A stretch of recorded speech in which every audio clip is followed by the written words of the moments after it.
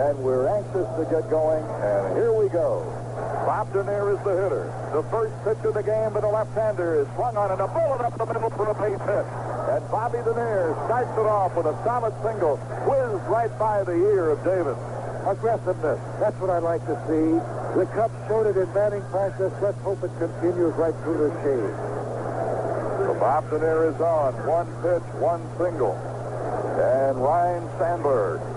Now, Brenly out there talking to Davis, and the plate umpire Wendelstedt's gone out. He's had his first duty today other than taking in the lineup card. Say, hey, there's only one pitch. This is not the end of the world. Well, this is right, and I didn't think Davis had too much on that ball insofar as velocity. It looked like he was just aiming the ball over the plate. Hoping to get that first pitch in and get things underway. Well, here's Ryne Sandberg, with an old teammate of his, 3 years through the minor league system. Big lead, pitch on the way. A low inside a ball, and it's 1-0 to Sandberg, and Gary Matthews is due up next. Then it'll be Ron Cey. 1 ball, no strikes.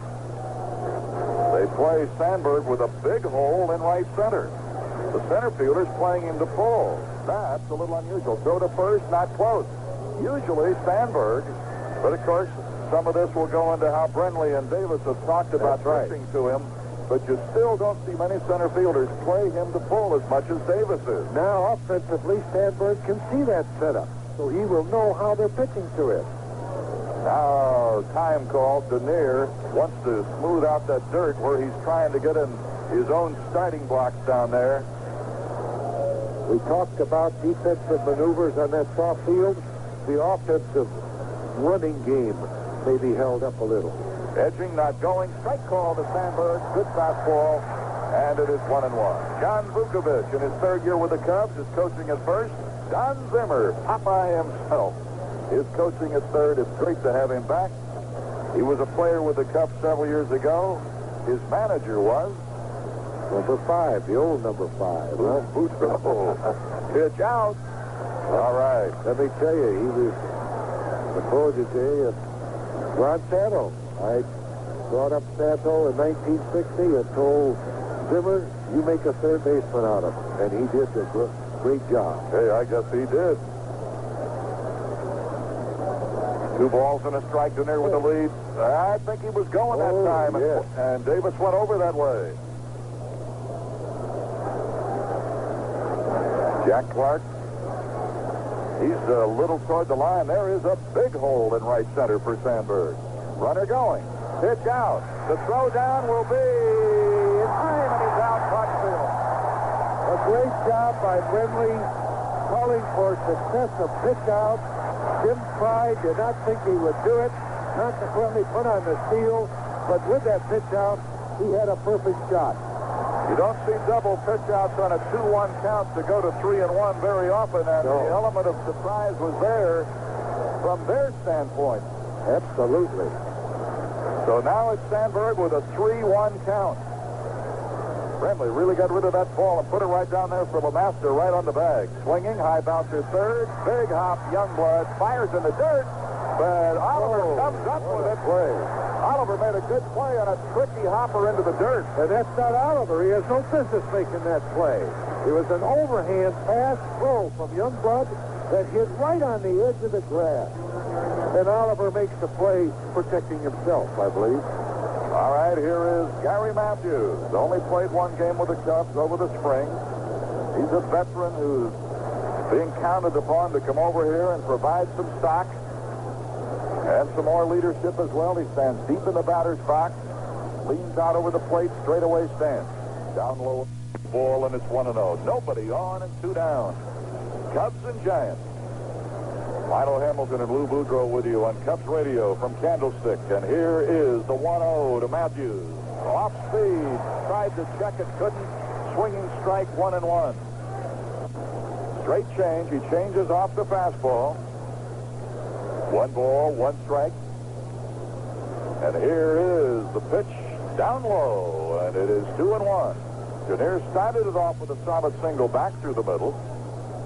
Was caught stealing. Then Sandberg bounced to third, so it's 2 down and nobody on.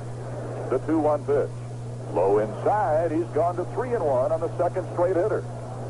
Now this pitch will tell us whether they are going to make Matthews try to go after an off-speed or a breaking pitch. They've kept the fastball low and away to him. Now he's ready again, looking in to get his sign from Brenly. Outfield playing him to pull in all three positions. 3 balls and a strike. Pitch on the way. Swinging and a foul back to the right. First souvenir for the fans. And it's a full count to Matthews. Stay due up next. Tomorrow's an off date. We'll be back Thursday night. Rainey will go against Krukow. 3 balls, 2 strikes, 2 down. Pitch on the way. Low when he walked him.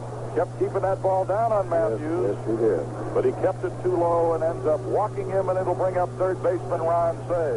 And these fans remember how he used to punish them when it was with the Dodgers. Yes, sir. He gets booze as he steps into the batter's box. Want to welcome one of our new network stations coming aboard this year. KSTT in Davenport, Iowa. They'll be carrying all of our games. Little sentiment there for me. That's when it all started. Well, I started in Iowa, too. Cedar Rapids, yeah. Pitch to the Penguin.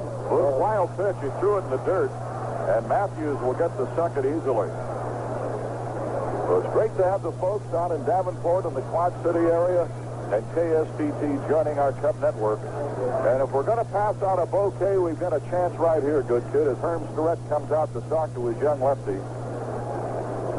This Cub network today with 44 stations, that's triple what it was when Jack Rosenberg and Vince Lloyd started setting this thing up. And it's great to see the job they've done and have all these stations on with us and know that all these folks will be listening around the Midwest. 7 states are involved, as far west as Coolidge, Arizona, Omaha. And it's great to have all the new stations with us this year. Certainly want to welcome them. All right, the conference over. Herm Starrett is back into the dugout. Ron Cey waiting. 1 ball, no strikes. Gary Matthews, second base. Let's see if we can take advantage of the wild pitch. A hit could get you on the board. High and away with his fastball, and it's 2-0 to the Penguin. Keith Moreland due up next. If you're in the sun here, it's very comfortable. Big crowd. Not much wind at the moment. It's not 3 o'clock yet. Low, and he falls behind him 3-0. Only the fine decision by Brenly on the count of 2-1 to Sandberg to throw out Demir has kept the Cubs from scoring thus far. All right, here we are on a 3-0. Now they're going to put him on. This will go as an intentional pass, even though they didn't elect to do it until the 4th one. I think they thought that with this cozy left field fence and power alley, they weren't going to give him a chance to go after a 3-0 pitch. Well, this is right, and now you see the Giants played against the Cubs this spring. Fry has been the type of manager that has been letting his ball club go after the 3-0 pitch. So Robinson, knowing that, felt that the 3-0 pitch green light was on for Cey with 2 outs here in the first inning, so he decided to walk him. Moreland with a chance to get the run home now. Matthews second, Cey first. A walk and an intentional walk. And a wild pitch in between. A strike to Moreland. Moreland ended up as the 8th hitter in the league last year at 302, 16 homers, 70 RBIs. He's starting today since they are starting a lefty. When the right-hander Krukow goes Thursday, Mel Hall will be in right field. 0-1 to Moreland. Swinging, line drive left, right at Leonard, side retired. Hit hard, but right at him. If he got under that a little, we'd have had some cheering to do. Would have been gone. We played a half an inning. Cubs do not score 1 hit. They leave a couple. So after a half an inning, the Cubs are scoreless with 1 hit, and the Giants are just now coming into bat.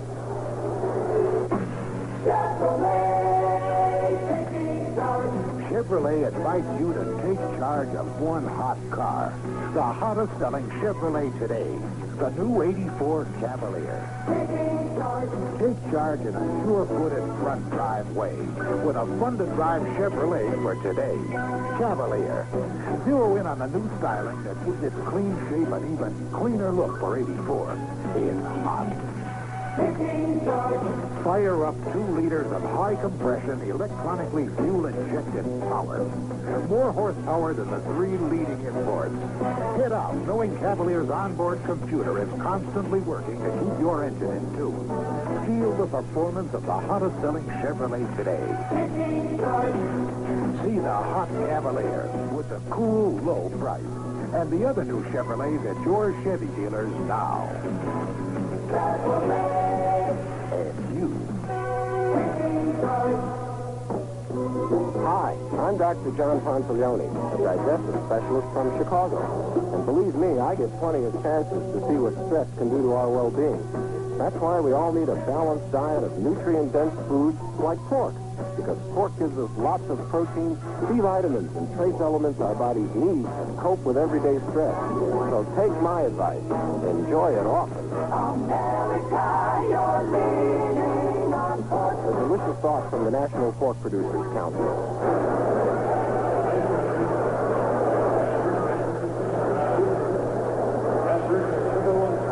Dick Ruthven, ready to work. His catcher is Jody Davis. In infield, Durham at first, Sandberg second, Moa short, Day third, outfield left to right, Matthews, Jernier, and Moreland. Their coach is Danny Ozark. Third base, Don Buford at first, and the leadoff hitter is Johnny LeMaster. LeMaster leading it off. Trio due up next, then it'll be Clark. Ruthven ready with his first pitch of the regular season, and it's in for a strike right across the letters. Ruthven has a good fastball, and he really uses those other pitches to set it up. Yes, indeed. That was a good fastball. LeMaster wasn't ready for it. And the 0-1 to the Giant shortstop. Little low outside with a breaking pitch. And the count is even at 1-1. The Cubs open their home season against the Mets with a big 3-game series on Friday, April 13th. Saturday, April 14th. Sunday, April 15th. Calendar weekend. Breaking pitches in, and he took it for a strike, and it's 1-2. Every fan who attends the Saturday or Sunday game that opening weekend will receive the Cubs' 84 calendar. 1 ball, 2 strikes. LeMaster waiting, right-hand hitter, straightaway stance. The pitch from Ruthven. Low a ball, and it's 2-2. This handsome calendar features the 84 home and away schedule, ticket info, great action photography, much more. So include Cubs calendar weekend in your plans on April 14th and 15th. Be sure to get your tickets in advance. Low outside, and he's gone full with LeMaster. All right, now he's shown him that breaking stuff low and away. Let's see if he goes to the fastball for his out pitch here. He got one by him for an opening pitch. If he does, he'll probably come up and in on him. But he had a breaking ball, and he hung it a little. LeMaster went right with it to right field for a line drive single. LeMaster was out in front of that ball, but he changed up on it, throwing him that breaking pitch, and he just hoped it to right. So both leadoff hitters reach. LeMaster at first with a single. Manny Trio, former Cub, Philly, Cleveland Indian, Montreal Expo. Good, solid ball player. Both managers will not wait long. They're both aggressive, so we can look for a hit and run at any time here with Trio at bat. Brett look over. LeMaster fakes a break, doesn't go, and Trio fakes the bunt and took a strike. Now that brought Stay moving up a little bit at third base. Ruthven, who a couple of years ago, and the Cubs did it as much as anybody. They ran on him, but he is really shortened up that stretch. And a breaking pitch inside. He barely comes to the letters for his deposition now. This is right. He holds that glove in hand with a ball in it almost in front of his face. 1 ball, 1 strike to Trio. Jack Clark due up next. LeMaster with a leadoff single has it. Lead at first. Durham holding against him. Now Ruthven will step away because LeMaster was jockeying around and moved back toward the bag. And Ruthven wants Jody to start over with the sign. Runner going. Pitch on the way. Jody's throw will be way into center field. LeMaster's up. He may try to come to third. He will be there. Dernier came in hard, fired, but LeMaster got up quickly. Had LeMaster hesitated at all, they might have had a shot at him. But once the ball went on in the center, Lemaster got up and came right over. The throw was high, and it went off of Sandberg's glove. Had Sandberg missed that ball, and Denier was in the proper spot, he would have thrown Lemaster out. But when he reached up backhanded to grab that high throw by Davis, it just caromed off of his glove and floated up, getting to Denier. So they've got a runner at third and nobody out. Jody Davis muscled up on that throw, and it sailed. Took off. And as a result, a stolen base and an E2, runner third, nobody out. Base hit into right field, Giants lead 1-0.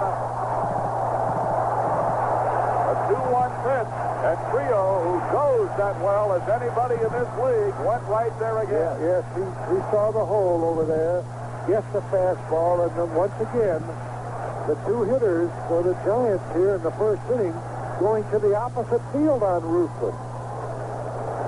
1-0 San Francisco.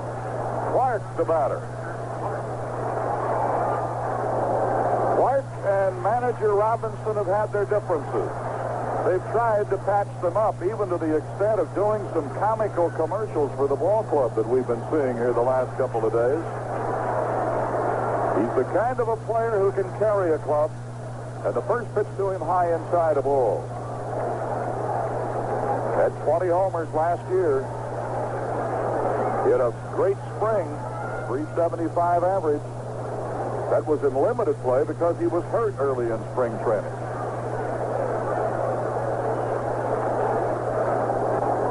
Stretch pitch by Ruthven. Hit him on the fist, popped him over to the right. Durham has a play, and Durham squeezes it. Boy, what a pitch on a power hitter. Yes, indeed. Well, the first two hitters, as we mentioned, went to the opposite field with Ruthven's curveball. So now he comes in and jams that powerful hitter with that good fastball. Bring up Al Oliver.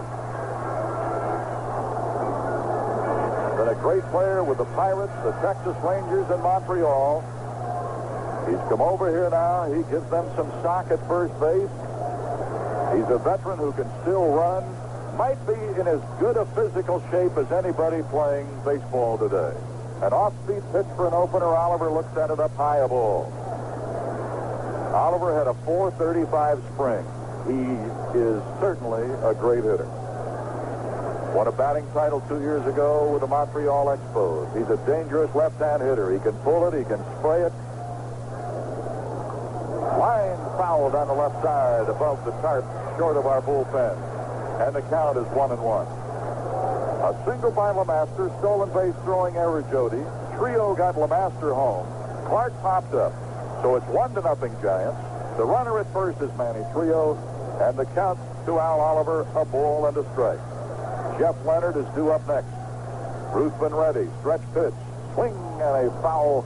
Boy, he sawed the bat off right in his hands with that, baby. His fastball has been his best pitch here early in this ball game. I wish he'd have thrown one to Lemaster. Right. He's strong, and he's fooled the Giants' odd fastballs, and consequently, Davis is staying with her. 1 ball, 2 strikes. Oliver waiting, batting from the left side. Trio at first doesn't take a big lead. Now he's edged away another step.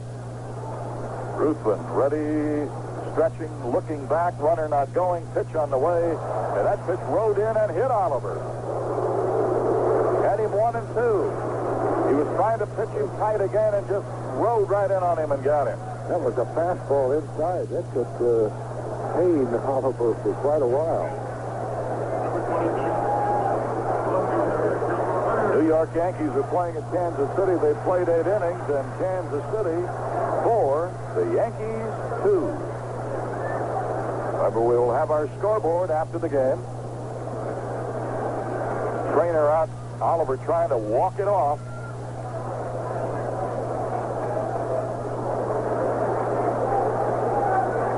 Right above the knee, maybe, huh? Yes.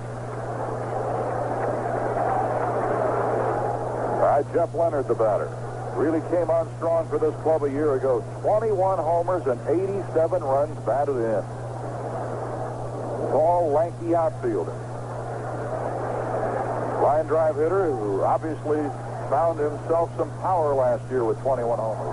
Bouncer deep short. Boa will go to second. Go to first. No. It really wasn't a good double play, and I want to mention something that really took it away from a double play that Lou and I talked about before the game. Boa going to the hole, had no chance to set up. You saw his feet slip in that horrible infield. Absolutely. He could not get his footing. Consequently, he could not throw the ball with any speed at all to Sandberg. It cost us the double play. So you've got runners on the corners. Oliver was erased on the force from Boa to Sandberg. Leonard's at first, and Manny Trio is the runner at third. The batter, center fielder. Well, they've got Youngblood hitting in front of Davis. They made a change here. And the scoreboard operator doesn't even know it. The lineup card out there doesn't even know it. This is Youngblood. That had to happen when they handed in the lineup cards, couldn't you? Yes, indeed. The only way it could have happened. So Youngblood is the batter. And the pitch to him is a ball. Chili Davis then is on deck. Runners at first and third. Giants are leading 1-0. Ruthven having a long, troublesome inning here. 2 hits and an error. Hit batsman. Pitch on the way. High inside with a breaking ball with something off of it. And it's 2 balls, no strikes. Ruthven taking a look around before he goes down in to get the sign from Jody Davis. Trio third, Leonard first. Pitch on the way. Swing! And they miss. A good swifty down and away from him. If you're going to throw Youngblood a fastball, you really got to keep it down and away, because if you get anything up in the middle of that or from the middle of the plate in, he'll hurt you. Go to first, not close. Leonard dives back safely. Moreland shading Youngblood a little toward right center. Dernier a little toward left center, and Matthews playing him to pull all the way. 2-1 pitch. Swinging. Bouncer toward third. Steady, long throw across. Got him. And with all that trouble, I'll settle for the 1 run. Oh, indeed. The Giants get on the board with 1 run. 2 hits, 1 error. Hit batsman, they leave a couple.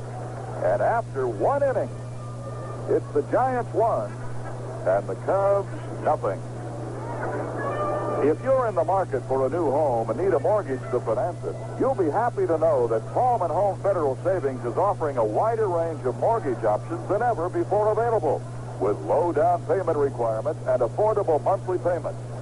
Tallman has always been committed to housing, and so at Tallman, an equal opportunity lender, you know you'll find a mortgage that suits your needs. And they'll handle your application quickly and efficiently. Recently, Tallman introduced a new 1-year adjustable mortgage designed to make it easier to qualify for the loan. For details about Tallman's many mortgage options, why don't you call the Tallman Home Mortgage Hotline? Dial 434-4426. That's 434-4426. Or contact the Tallman Home Regional Lending Office at 55th and Kedzie, 4901 West Irving Park, or in Des Plaines, Oak Lawn, or Peoria.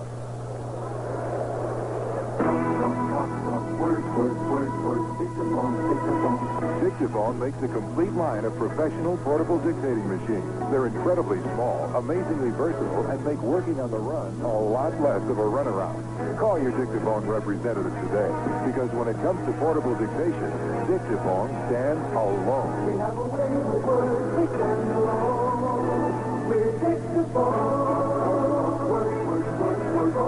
Whitney Bowes Company.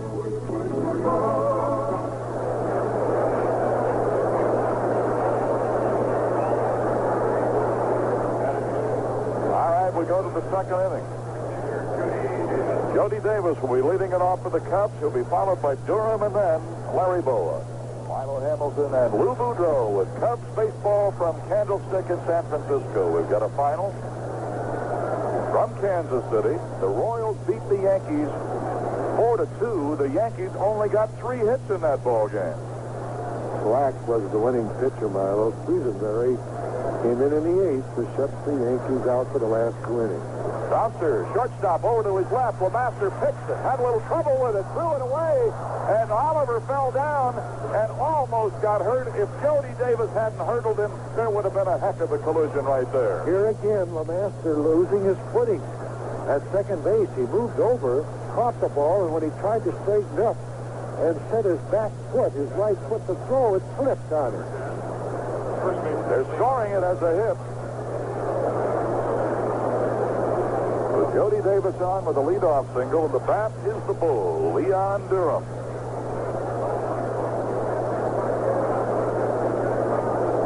Durham last year played in only 100 games. Injuries kept him from seeing a lot of action. Still had 12 homers and 55 ribbies. Swing and a miss with a breaking ball. With the left-hander starting for San Francisco, Durham dropped down to the 7th spot. Boa due up next. Our ball game is in the 2nd. The Giants 1 run, 2 hits. The Cubs are scoreless with 2 hits. Davis nods agreement, stretches, looks to first, swinging a shot to second, double play ball. Trio flips LeMaster 1, first base 2, a double play. Taylor-made double play. Trio, LeMaster, Oliver, they turned it perfectly. Couldn't have asked for a better double play ball as it was hit solidly right to Trio. He didn't have to move. And his Trio flipped. So LeMaster made it easy. Now here is Larry Boa. Boa, switch hitter. Had a fine year last year. Golden Glove Award. And here's the first pitch to Boa. Swing and a foul up to the right side. You'd like to have Boa get on here, if for no other reason than to have Ruthven bat in the inning, so that you can start with the top of your order in the next inning, if it turns out that way. Here's the 0-1 to Boa. Cubs captain looks at a high fastball, and the count is even at 1-1. The hits are even at 2. The Giants lead 1-0. One error belongs to the Cubs, and it helps the Giants to the 1-0 lead. Fastball missing outside. 2 balls and a strike. Mark Davis. Lou talked about opening day and butterflies. You can bet he had some. Here's the 2-1. Fly ball out into left center. That ball's pretty well stroked. It's going to carry over Chili Davis. Boa heading for second. And as he looks at the ball being brought in, he will take a short turn at second and hold with a double. First extra base hit of the season for the Cubs by Larry Boa.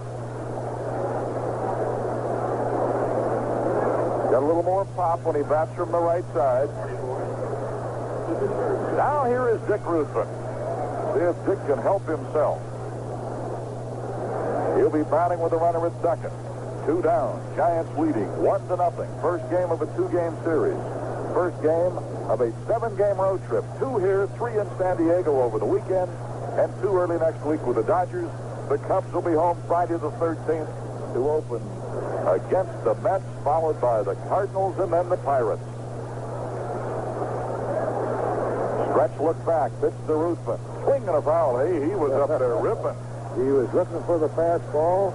He got the fastball right down the middle and just fouled it back. He'd like to have that pitch back. No balls, 1 strike. Ruthven waiting.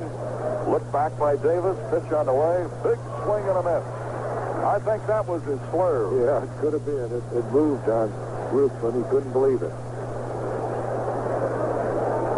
No balls, 2 strikes.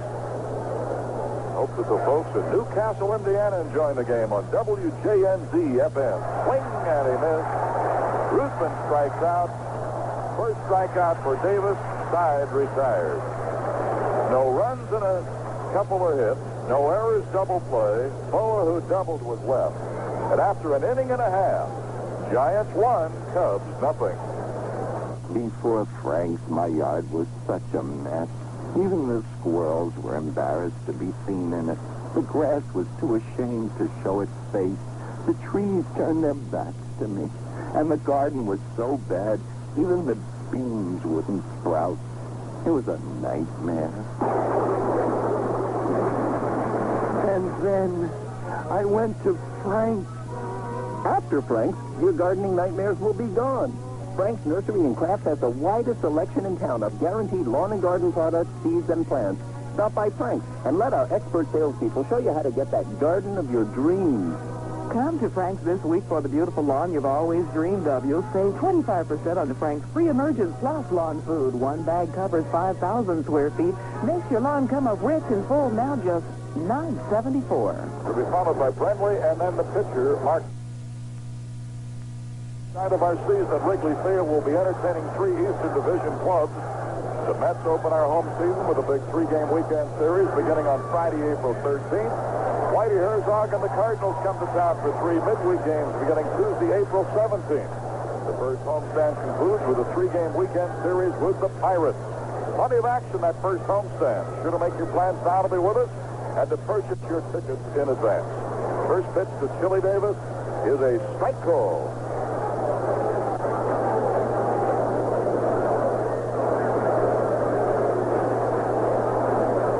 Concepcion of Kansas City hit 2 home runs, 1 home run.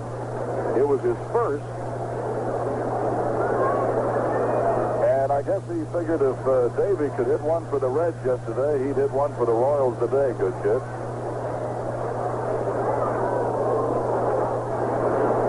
They only had 10,006 for that ball game. That's what the tickers Oh, that's unbelievable. Isn't that unbelievable? At Kansas City with the Yankees, 10,006 opening day. Well, they got rained out yesterday. Maybe that hurt them. Strike called right across the knees.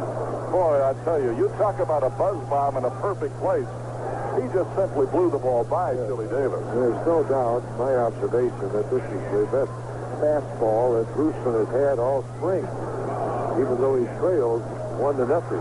Well, with that little nip out here, the pitcher got to feel strong, doesn't he? Yes, indeed. Here's Bob Brentley, the catcher.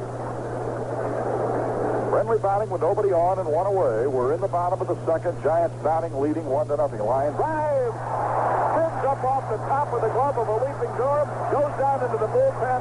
Moreland has to go over to get it. And Brentley is standing with a double. He sliced a hard line drive to the right side. Durham leaped as high as he could. Might have just hit that big first baseman's claw. Then it spun over into the right field bullpen. It scattered the Giant bullpen numbers, and it's a double for Brentley. Another good fastball. There's an indication how a defense will set up now early in this ball game. With Ruthven using that good fastball, right-handed hitters are not pulling him. The left-handed hitters will go to the opposite field.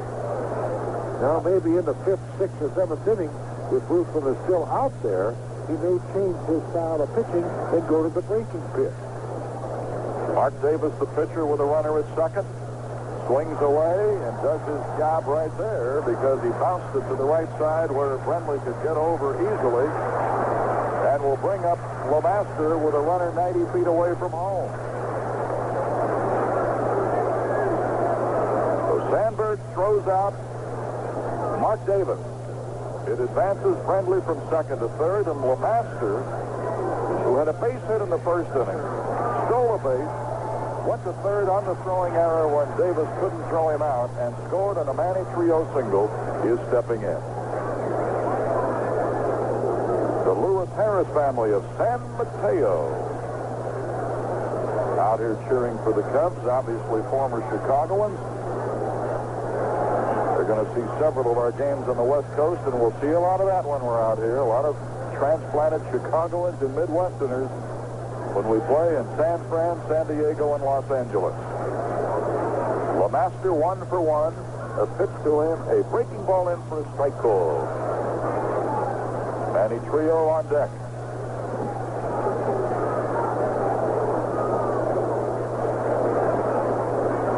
Hits are even at 3.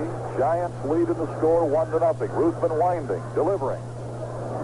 Low outside. Good stop of that ball in the dirt by Jody. Jody followed that ball to the right, went to his knees to be sure that it didn't get away from him. So the runner had to remain at third base. 1 ball, 1 strike. Brentley up the line at third. Here's the pitch from Ruthven. Swinging a bouncer, shortstop charging forward, gliding near the bag, fires, got him by a step, and the side has been retired. Good play by Larry Boa. With LeMaster, who runs pretty well, nipped him at the wire. No runs, 1 hit. No errors, 1 left. We have played 2 innings in the 84 opener for these two clubs, and the Giants lead the Cubs 1-0. It's the water and the brewing. Wouldn't change a thing we're doing. 'Cause when we brew it, we do it with style. Whatever you do, make it worthwhile. And when you do it, do it with style. Company, LaCrosse, Wisconsin.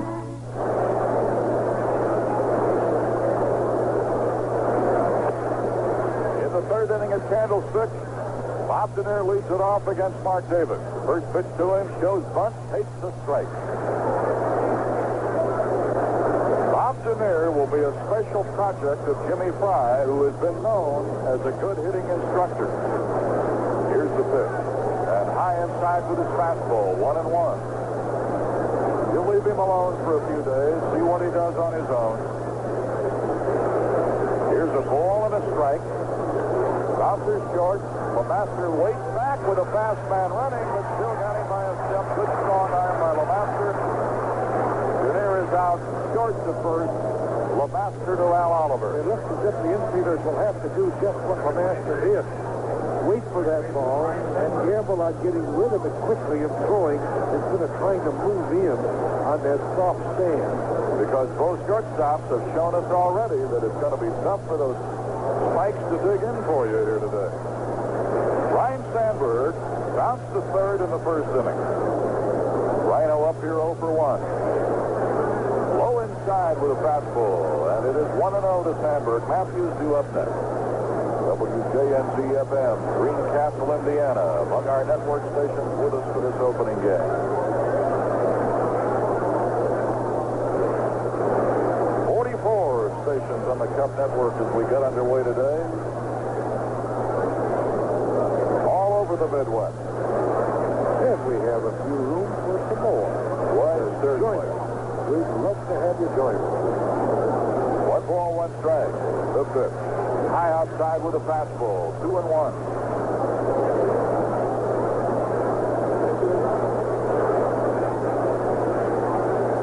Now he's ready again. Young left-hander, 23 years old, earned that starting assignment with a great spring in Phoenix. Bounces this foul off here to the left, Sandberg, and it's 2-2. So there's a constant buzz here today because this place is nearly full.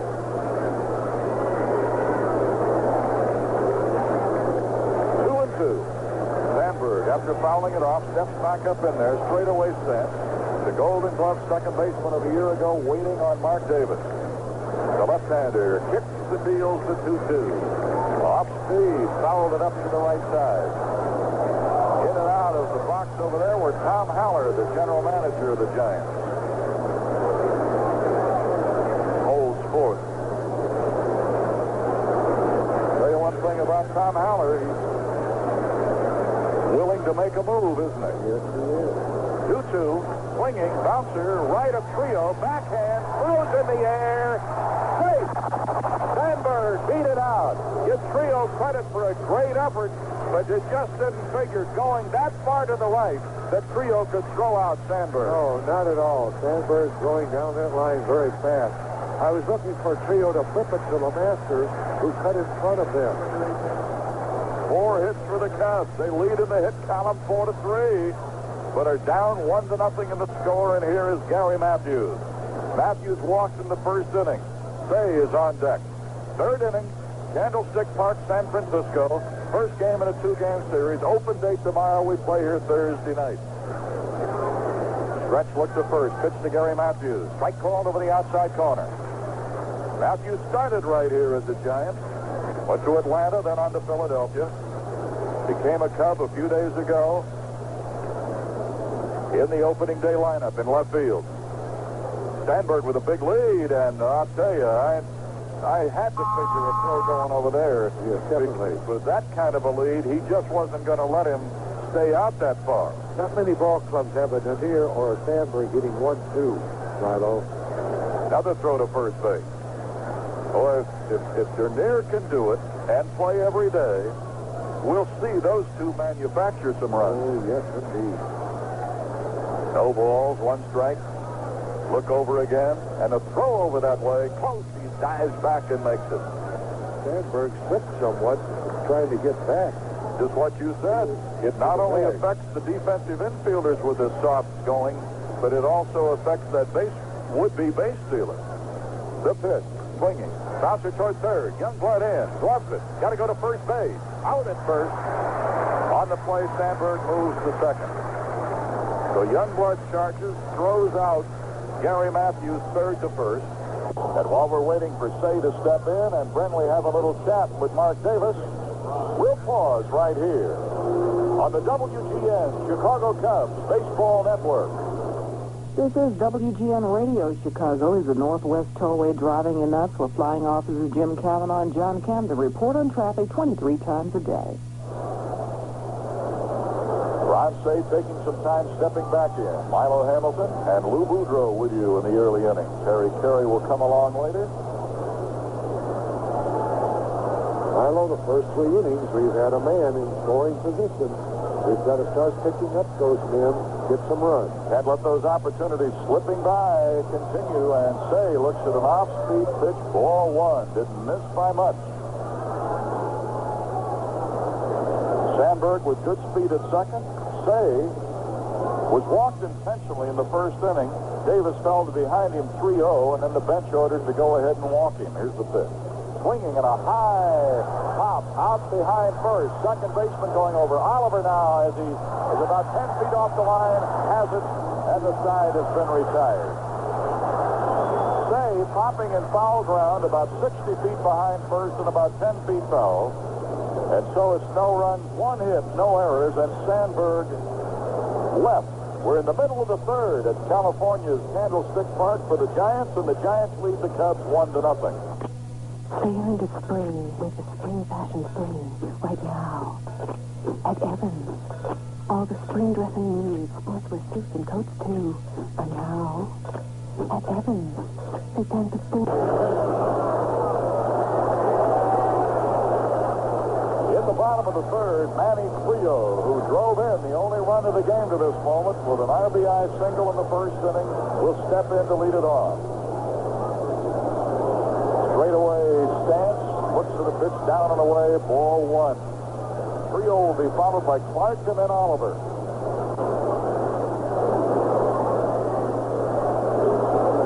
Here's the 1-0 from Ruthven. And a strike call, the good fastball, up around the letter. Frank Robinson, Milo, figured that he has helped his inner defense by acquiring Trio, and he's helped his offense by signing bases. 1-1. Bouncer right back to now, knocked down by Ruthven. Grabs, throws, got him. Ball hit hard. Didn't bounce into Ruthven's glove cleanly. Fell out in front of him, but he gets it and throws him out. And, of course, the trade for Oliver. Yes, helped him. Here is Jack Clark. He popped up to the first baseman Durham in the opening inning. Remember, after the game, we'll have our scoreboard. And in Chicago, there should be some time left for Uncle Bobby. Oh, yes. Boy, I wish we could hear that. Well, you really do? There's the strike. You sure? Yeah, it's a great temptation when we're on the road to have them tape Bobby Collins' show and mail it to him, because it's tough to miss it. Swing and a miss. Listen to him every day when we're in Chicago, when he's on, and when he's off, too. No balls, 2 strikes. Clark the batter as Ruthven has moved out in front of this dangerous right fielder, Jack Clark. Here's the 0-2 pitch. Swing and a bullet up the middle. He hit an 0-2 pitch. Ruthven would like to have that one. Yeah, they made a mistake. Fired the ball, let her high over the plate. Hits are even at 4. Clark is on with a single. And it brings up Al Oliver, who was hit by a pitch the first time up.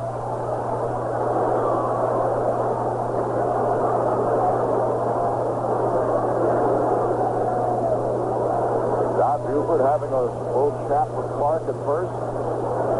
Now Oliver, the batter. Giants 1 run, 4 hits. Cubs scoreless with 4 hits. Roosman to the stretch. Pitch on the way to Oliver. Swing sends a high pop left side. Coming past the coach's box. Fonte squeezes it. The Penguin came right over. Made the play. A very high pop-up. A good fastball right on Oliver's fist. Good thing those clouds that were around here yesterday weren't here today. If you want to know how high that pop-up was, that might have brought rain in the workout yesterday. Now to bring up Jeff Leonard. I thought for a moment they wouldn't let the Cubs work out because of the condition of the field. Well, Dallas Green came with the club, and as we walked onto the field waiting for the players to dress, he walked over that infield. Yes. That it's just as bad as they wrote that it was. 2 away, runner at first. Clark Leonard, the batter. Pitched by Roosman. Swinging. Line drive left. Coming over Matthews. He'll grab it on the run, and the side is retired. Well hit ball by Leonard. Matthews got a good break on it, going toward the line, hauls it in. No runs, 1 hit, no errors, 1 left. All right, good kid, hold it down here. I'll see you a little later on. Very bad. We played 3 innings, and the Giants lead the Cubs 1-0.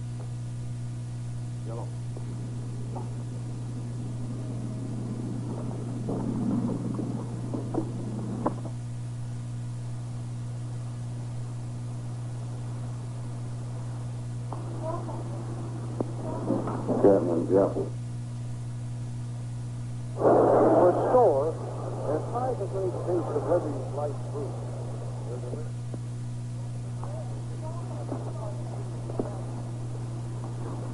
Combination.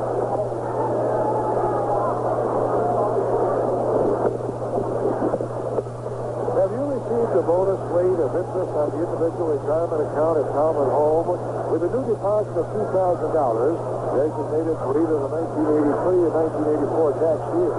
Talman will give you a bonus of 1/2 of 1% when you open a 1-year IRA, or a bonus of 1/4 of 1% when you open a longer-term IRA.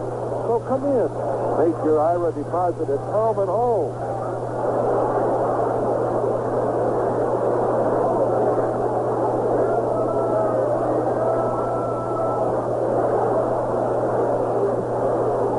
Hello again, everybody. Harry Carey, the big Woodrow. As we go down to the top of the 4th, 1-0 game of the Giants, leading it off will be Keith Moreland. He lined out with 2 on there in the first inning.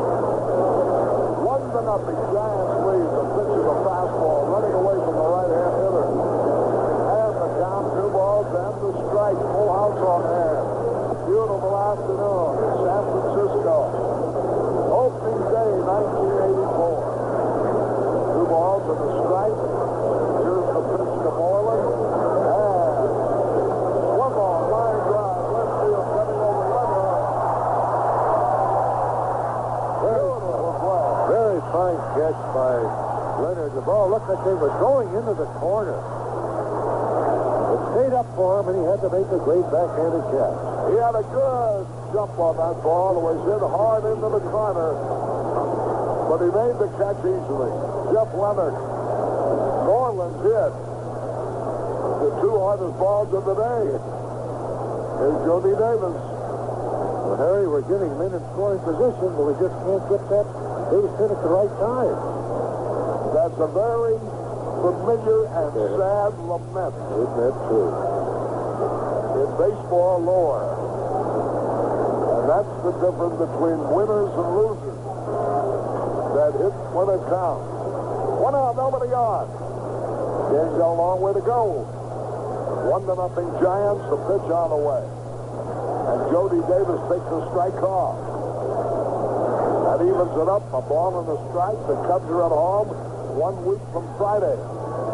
Friday the 13th against the Mets. We have a week-long swing on the West Coast. Ground ball up the middle. LeMaster's got it over the first for the out. And I tell you, Mark Davis, who was in trouble in the first inning, has really settled down now, whatever the opening day heebie-jeebies. That's right. He's overcome them. That's right. And Surratt, their pitching coach, went out there to settle him down. One play in that first inning. With a speedy Dernier at first, and a count 2 balls and a strike on Sandberg. A natural hit and run pitch. Now the delivery. With an eye to Durham. I say natural because seldom will a catcher call for a pitch out, which would make the count 3-1. Now the delivery, low and outside, but that's exactly what Bob Brenly did, and Dernier was thrown out. That's the difference of this ball game. Yeah. Instead of having a big first inning, the Cubs got nothing. There's a pitch into the dirt. Ball 3. 3 balls, no strikes, 2 out, nobody on. Larry Bowa up next. Bowa doubled over Chili Davis's head his first time up. 1-0, the Giants are leading the ball game in the top of the 4th. Here's the pitch. Ball 4, low and away. And that is the second base on balls, given up by Davis, a 23-year-old left-hander, who too used to be with the Phillies. Makes up the third base on balls. One was intentional. He has fanned only one, and that was Ruffin. Here now is Larry Bowa. 2 men are out.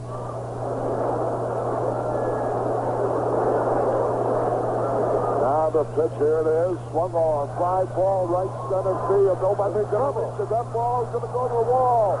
Here's the tying runner on third base. He's racing for the plate.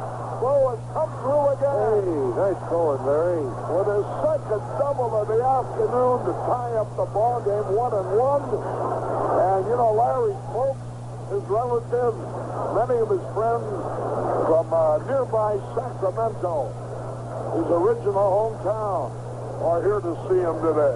Yes, sir. You never know where that power comes from if you keep swinging the bat. So there's Larry Bowa with his second double. A long drive to right center. And this game is tied up with a 2-out walk to the left-hand hitting Durham, the only left-hand hitter in the lineup today. And then the RBI double by Larry Bowa. Here's Ruffin. The pitch. Into the dirt. Gets away, but here comes Bowa. Tries at third base. And he makes it. A wild pitch.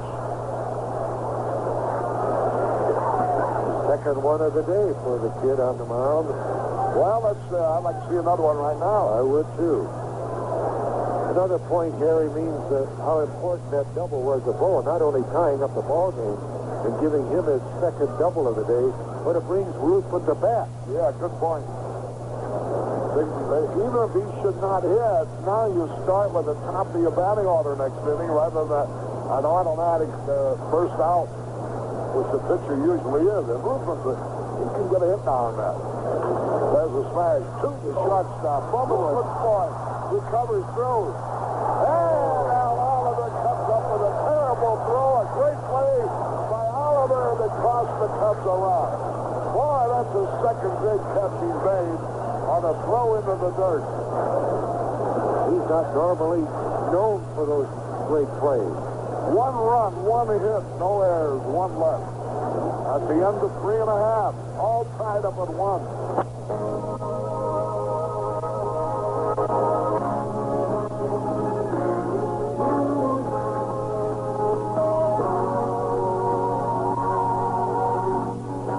Of the best. It's began a commitment. Today, the best sometimes ever is reality, bringing you more every day. More fast-breaking news, more local news, more coverage in sports, and more to read on everything from business and fashion to food and the latest in entertainment.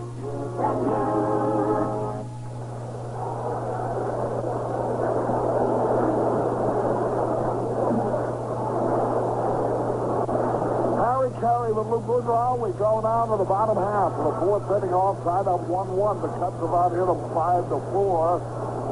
The only error of the ball game has been charged to the Cubs. Al Oliver has saved Johnny Lamass for 2 errors already on great plays on short hop roll throws.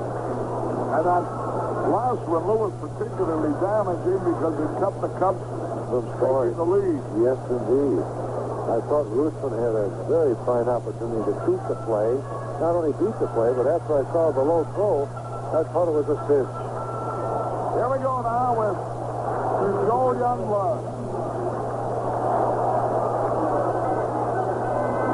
Youngblood, who has a .315 lifetime batting average against the Cubs.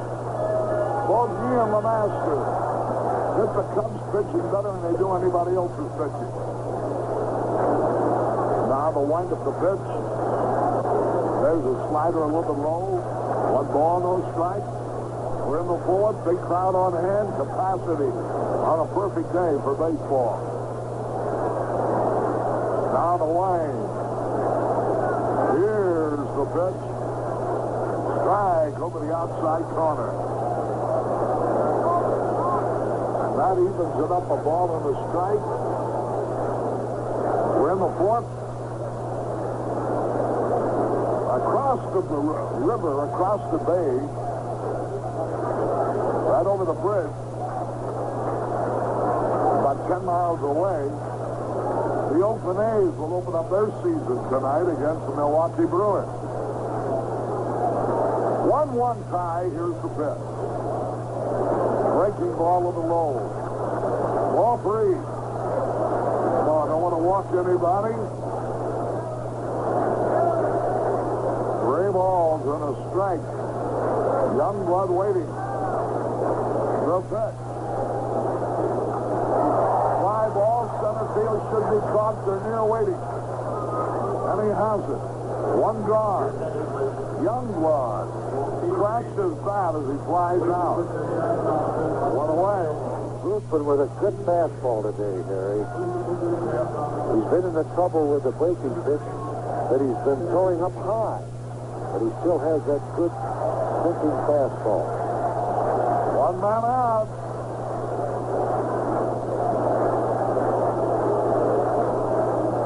Jim Finks and Andy McKenna.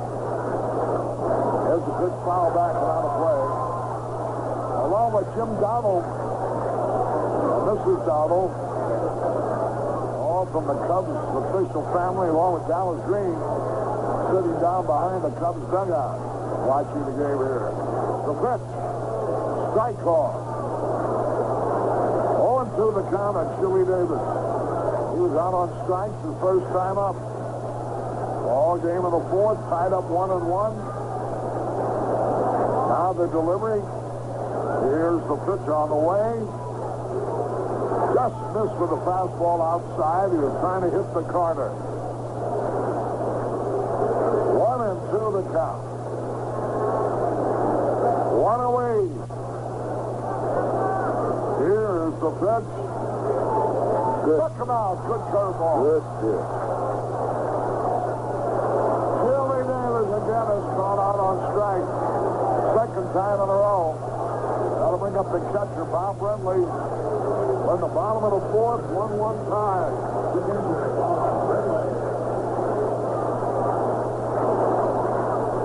Boy, how about the Boston Red Sox last night in California? There were only 3 games on opening day. The Yankees game in Kansas City was rained out. The White Sox won their game at Baltimore. And Cincinnati beat the Mets. The Red Sox had the game won 1-0, 2 out in the bottom of the 9th inning. Well, Bobby Boone hit a routine ground ball to the shortstop. There's a ground ball hit the short. Larry Bowen gobbles it up. Throws the first of the out. 1, 2, 3. That's the first perfect inning pitched by Ruthven. Nothing in front. At the end of 4. Tied up at 1. Celebrate the grand opening of the spectacular Spiegel Outlet store in Madison tomorrow, Wednesday, April 4th, starting at 10 a.m. Please, to the first 2,000 visitors to each Spiegel Outlet, 1/5 ounce of Prince Santabelli cologne. You'll find Spiegel Outlet stores in Madison, corner of Route 30 and Cicero Avenue, across from Lincoln Mall, also in Arlington Heights, Downers Grove, Villa Park, and Countryside. Open 7 days. You can receive a bonus rate of interest on an individual retirement account at Tallman Home with a new deposit of $2,000 designated for either the 1983 or 84 tax year. Tallman will give you a bonus of 0.5% when you open a one-year IRA or a bonus of 0.25% when you open a longer-term IRA. So come on in and make your IRA deposit now at Tallman Home. Harry Carey back to Candlestick as we go on top of the fifth to finish. I thought about the Red Sox. They had the game won. They had just put in a defensive shortstop to Terrace. A routine ground ball, which was the end of the game, 1-0. Stealing the ball easily. Lobbed the throw over to first base. Threw poorly. It bounced in front of the first baseman, rolled away. And both the tying and winning runs scored instead of the Red Sox winning 1-0. They lost 2-1. That's how tough it could be. It start out sometimes. Here's Vernier to lead it off. He's 1 out of 2 today. The first pitch is outside, ball 1.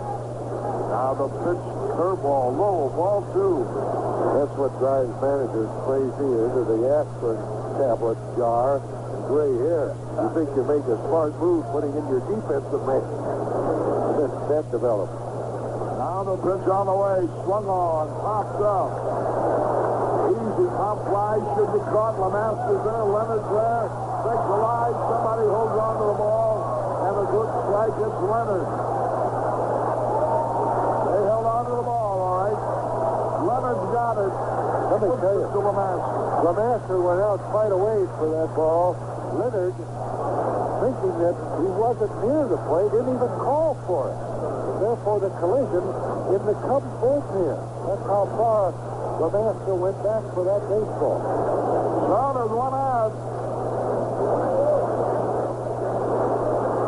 Vernier was out in front, 2 balls, no strikes. Tried to jerk one out and popped it up.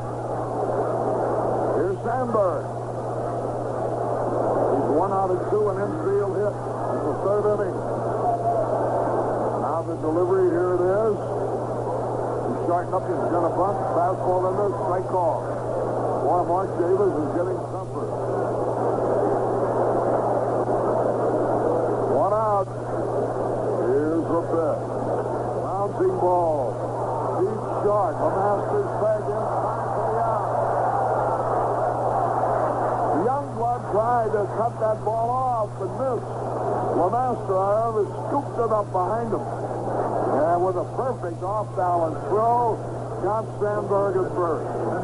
Nothing wrong with that shortstop's arm. He had to wheel that one the first to get Sandberg.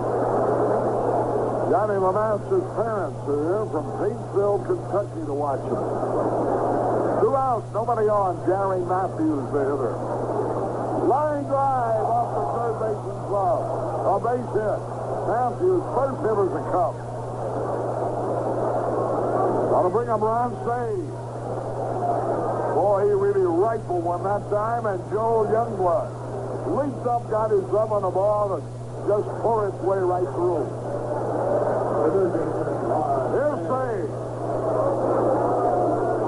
They invariably booed Sage because they well recall the memories of the games that he has beaten the Giants while a member of the Dodgers, their hated rival. Kansas City beat the Yankees today. Now to stretch the pitch. Popped it up on the first pitch. Easy out. Danny Trio there. Say an easy top fly out.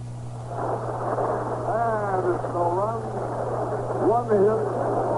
No errors. 1 left. The Cubs of that 6 hits in 5 innings. And also beneficiaries of 3 bases on balls, but have scored only 1 run. And it's tied up 1-1.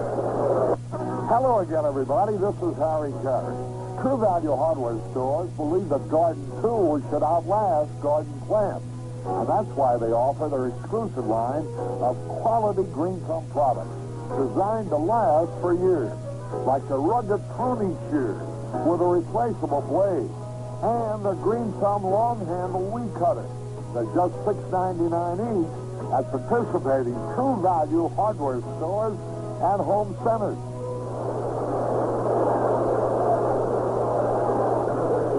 With Hall Hall of Famer Lou Boudreau, Harry Henry back in San Francisco. It's all tied up 1-1. We go into the bottom of the fifth. Leading it off here, Mark Davis, the pitcher. He rolled out his first time at bat. The Cardinals have knocked out Valenzuela. Taking the lead at Dodger Stadium. Still batting in the fourth. They're ahead 4-3. Here now is the pitch. Good fastball right in there. Strike off. 1 strike to nothing. Dick Grossman has a good lifetime average against the Giants. Here's the pitch, slow curving, bunt foul. Good idea. Yes, and he had his pitch 2 bunts. Guessing the slow curveball, got it, and then just started down the line too quickly. He's in the hole, 0-2. Now ready. Signal given.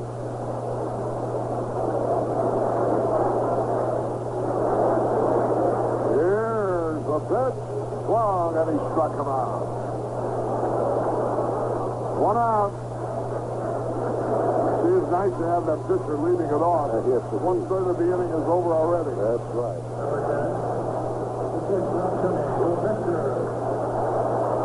Third strikeout for Ruffin. Here's Johnny LeMaster, scored their only run.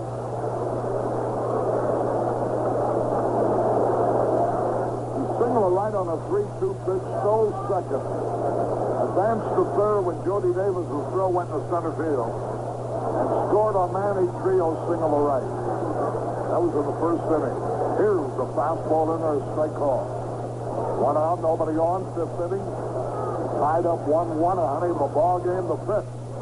Good slider right in there, a beauty. And he's ahead of him now. 0-2. 1 away. Ball game in the 4th. Right-hander starts to warm up in the bullpen. For the Giants, the pitch. Foul back trying to hit the right. Oh, everybody here today. Including Marino Nimby, whose brother-in-law is Gino Micheletti, owner of Dean and Giorgetti's restaurant in Chicago. And Marino Nimby has a restaurant here in San Francisco called Flor d'Italia. Here's the pitch. He struck him out swinging. Strikeout number 4. Great curveball. Side-armed him somewhat, dropped the arm, and went away from Master. Didn't expect it. That is 7 in a row retired by Ruffin.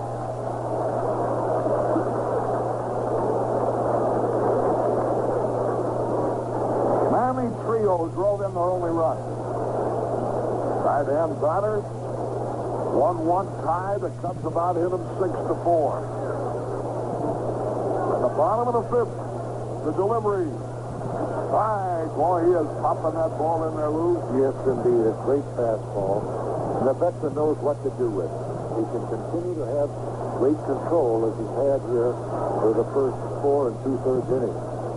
There's another one, a good slider over the outside corner. Every hitter this inning, all 3 so far, he's been 0-2 ahead of them. Now the wind-up, the delivery, here it is. Just missed with a sharp-breaking slider. 0-2 the count. A 1-2 rather now. Here's the pitch. There's a long drive. Deep left field, twisting foul ball. Manny Trio is going for the long one.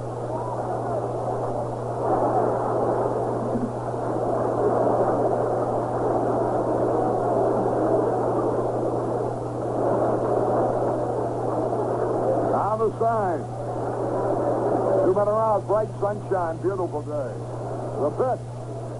Just missed. That evens it up 2-2. Jack Clark on deck. There's danger there, Sherry. 2-2 pitch. He went around, struck him out. Try to check.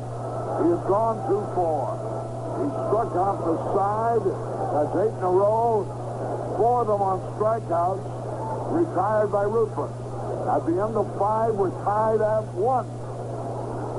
Talman Home makes it easy to save on taxes. The amount you deposit to a Talman Home Individual Retirement Account, or IRA, is deductible on your federal tax return. And Talman offers several different insured accounts, all earning competitive rates. But here's the best.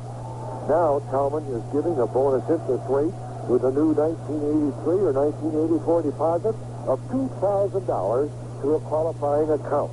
And it's easy to open a Talman Home IRA because there's only one form to complete. There is an early withdrawal penalty, however, so take the easy way to save on taxes and earn a bonus, too. Contact any Talman Home office for details on the Talman Home Easy IRA.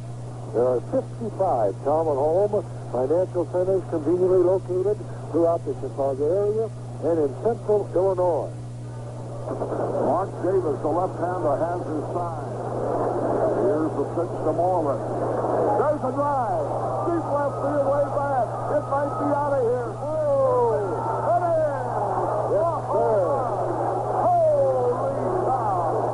Moreland has given the Cubs the lead. The third time today he hit the ball on the button. That was great. Moreland very happy, clapping his hands as he rounded second base. Let me tell you, that gives the Cubs a big lead with the way Ruthven looks right now. Well, they exchange a high fives with Jody Davis. And the rest of his teammates now. Moreland a happy young man. 2-1 in favor of the Cubs. A long, high, towering home run drive over the left field wall. Here's a pitch a little high. He made sure that Jeff Leonard wouldn't catch this one. 1 ball, no strike. Jody Davis, 1 out of 2 today. Now the delivery, here it is. Swung, and he missed. And the count evens up with a ball and a strike. Moreland a long home run to give the Cubs a 2-1 lead. Mark Davis, the left-hander, ready.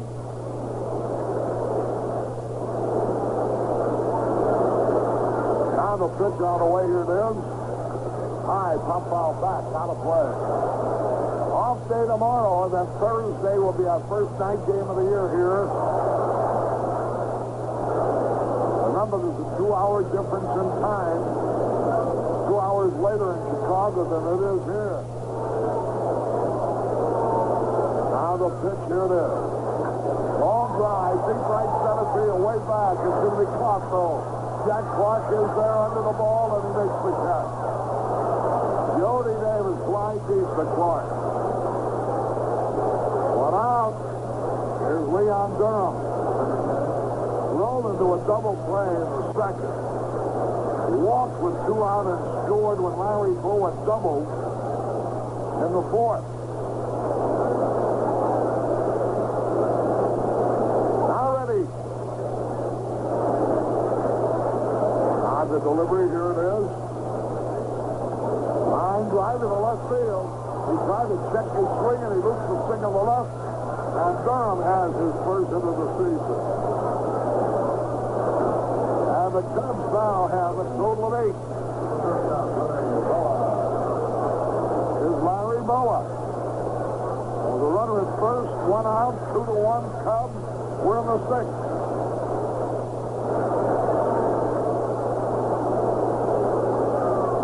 We may see a little maneuvering on the base pass here.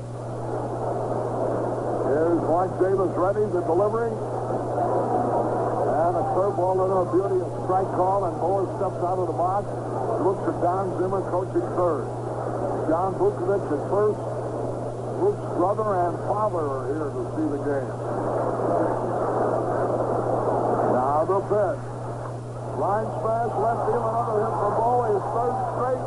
What a way to start the season. Yes, indeed. 3 out of 3.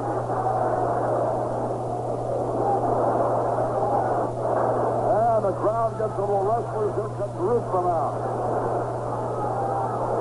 Would you bunt with him here, Lou, or yes. would you let him hit away? Oh, I'd bunt with him. Move him along. See if we can pick up another run or two. Little huddle around the mound. The third baseman, Joe Youngblood, along with the catcher, Bob Renly, and the pitcher, Mark Davis.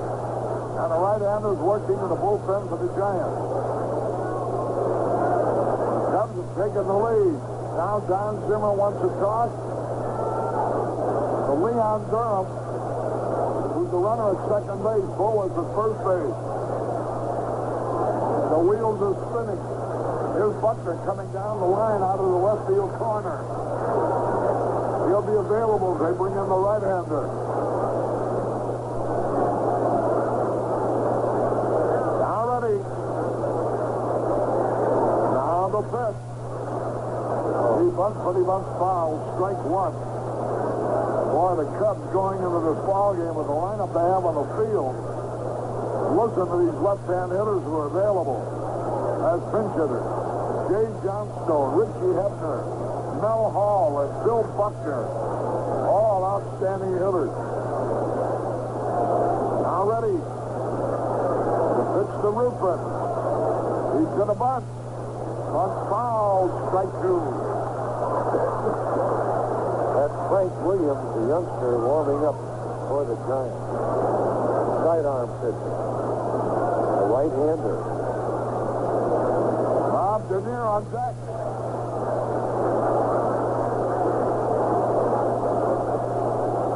Now ready. Rufin in the hole. He's been known to get hit. He's not exactly helpless up there. Now the delivery, here it is. He's going to bunt it again, and he does, and it's a beauty, and it will advance everybody to throw to first in time. A sacrifice.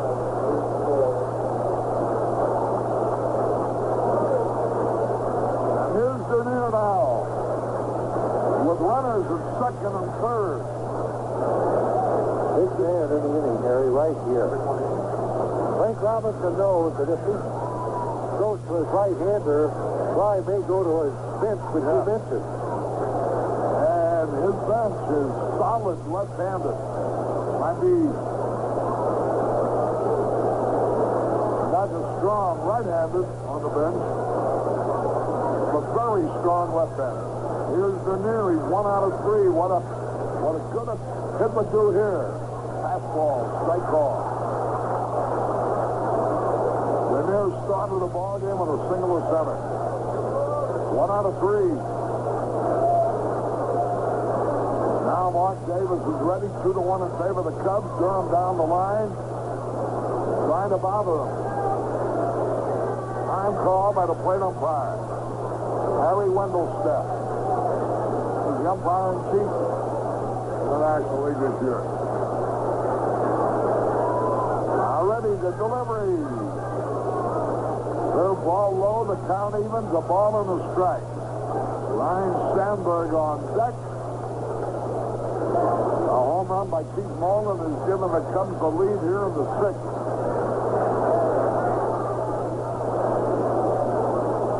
Now to wind up the pitch, here it is. A high pop foul coming back into the stands, out of play. He's still alive, but he's behind on the count, 1-2. Dernier is just trying to make contact. Renly going out now and warning the young kid Davis to be sure to keep an eye on Durham. I don't believe that he would attempt to steal him home with 2 strikes on a right-handed hitter. Taking your own life in your own hands. But if the kid gets too careless and throws one into the dirt, we may have the third wild pitch of this game. Mark Davis defies all superstition. He wears the number 13 on his uniform. Here's the windup, the pitch to Dernier. Swings, and he fouls it back. He had a good cut. Davis is throwing him a lot of fastballs. He may throw him one too many. 1-2, the count. Right-hand hitter waiting. Durham down the line, trying to entice him into a balk. Here's the pitch.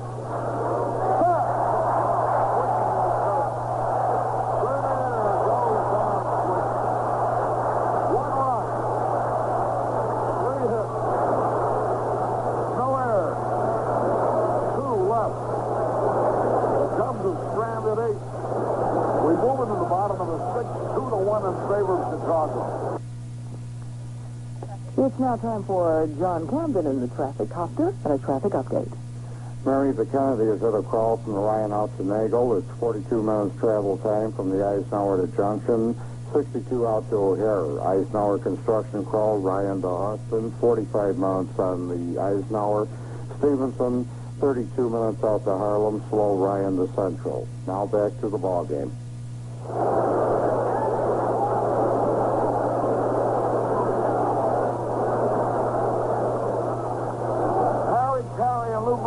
We go into the bottom half of the sixth inning. The St. Louis Cardinals exploded with 5 at Dodger Stadium, knocking out Fernando Valenzuela. It's now St. Louis 7, Los Angeles 3. That game in the bottom of the fourth inning.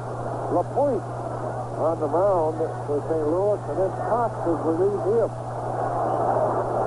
Here's Jack Clark to lead it off. First pitch, a slider in there, a strike call. Ruffin is retired. The last 8 in a row, 4 of them on strikeouts. Now the wind, the pitch. A breaking ball low to even the count, of on a strike. Jack Clark is 1 out of 2, the slugging right fielder. Now Ruffin pitch. Here it is. One smash, one hopper to Sandberg. He's got it on the grass. Throws the first of the out. 1 away.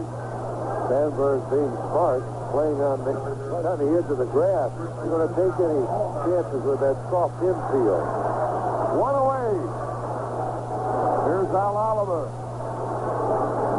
Hit by a pitch ball and foul out so far. Making his debut in the Giant uniform. Now to wind up the delivery. There's a fly ball, center fielder in there, going back.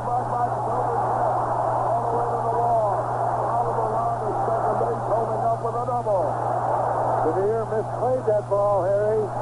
He thought the ball was hit more on the line rather than being hit as powerful as Oliver can hit him. Oliver's a strong man. The ball got over Kinnear's head. Then he really creamed that ball. Yes, he did. When it was in, I thought maybe Kinnear would catch it, but it just took off on him. Now the tie run is in scoring position. Here's Jeff Leonard. He's 0 for 2.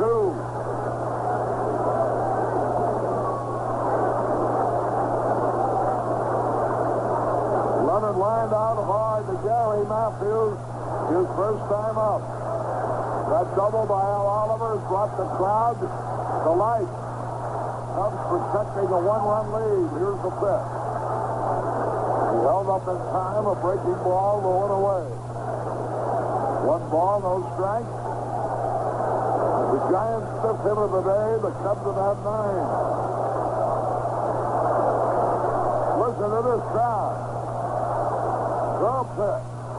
High, fly ball, left field. Gary Matthews has room. Makes the catch.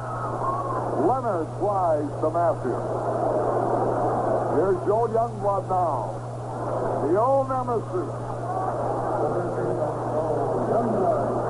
Youngblood who murders the Cubs. Jody Davis goes out to talk to Dick Ruffin.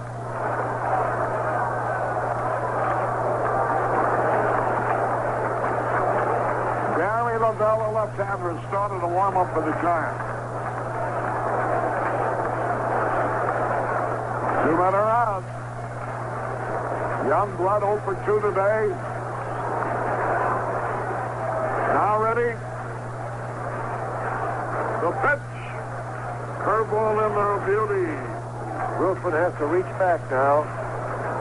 Give it all he has against this hitter who has been very tough against the Cubs. Now to stretch the delivery. The pitch. Swung and he missed it. He's ahead of him. 0-2. Youngblood has hit .315 during his career against the Cubs. Hit 4 homers against them. Now he's in the hole 0-2. Don't make a mistake here. Now the sign. Here's the pitch. Smash in the left field. A base hit. Here's the runner trying to score. Masters going to the plate. 0-2 again. That's a tough pitch. Ruthven, the veteran, should know better than that. Not to give him anything that he can swing at with that particular count. You have to set up a pitch when you get so out front 2-0 with a tying run in scoring position. That's the second time today it's happened. Yeah, hit on the pitch. 0-2. And he lays the ball right in there. Youngblood drilled it into left field on the 0-2 pitch. Boy, oh boy. He'd have bounced the ball up there. That's right. He might swing at it. Instead, he laid it right down the middle of the plate. Here now is Chili Davis. And it's a little bit outside. All tied up 2-2.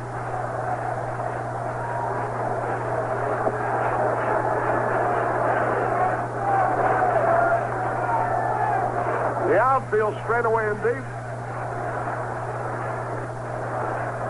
We're over to first to run it back. Boy, Ruthven has been pitching so magnificently. He got out in front of Youngblood 0-2.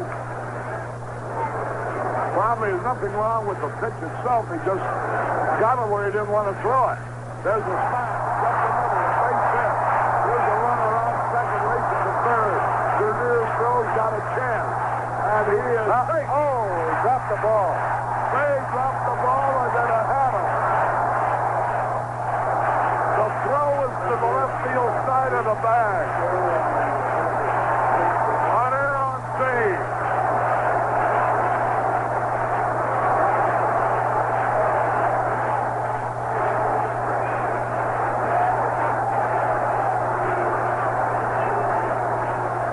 There comes Jim Fry out. Boy, invariably that'll happen. You let a guy who got on the cuff get away, and everything begins to develop. Instead of being out of the inning leading 2-1, he's now tied 2-2, and they have runners at first and third with 2 outs. This is a smart move by Jim, in my opinion. He knew that Ruthven made a mistake. Ruthven knows he made a mistake, and then a base hit that follows, he wants to settle him down. Talk to him. Talk to his coach. If he still has it, he'll leave him in there. If he feels that he's losing it, then he'll bring in Stoddard. Stoddard is in the bullpen right now, throwing hard. Friendly. They got Lavelle ready. The Giants know they'll pinch hit. Boy, the pitcher, Mark Davis. They have tied it up with 2 out here. Here's Friendly, who doubled in the second, bounced down in the fourth. Right-hand hitter. Now Tom Friendly. We'll see if Robbie gives Friendly 2 strikes before he wants the Cubs to throw the ball in the air and use a double steal. There's a pitcher that's a breaking ball under for a strike call.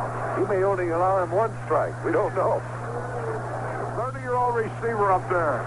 Hit 224 last year with 7 homers. Game tied 2-2. Now the delivery, here it is. Curveball, a little bit low. Undoubtedly, that's where he wanted to make that pitch to Youngblood, but got it up high instead. Now ready. Runners at first and third. A bouncing ball to Larry Boa, throws the second, fourth leg to retire the side. 1 run. 3 hits. No errors, I guess. Yes. Oh, did they give it air? Apparently not. There's only 1 error up on the board. Okay. I thought they announced it saying they give it an error for dropping the throw. At any rate, 2 men are left on base. Milo Hamels will be rejoining Lou in a moment. This is Harry Carey at Candlestick Park. We're at the end of 6 in an exciting ball game. We're all tied up at 2 for Matthews.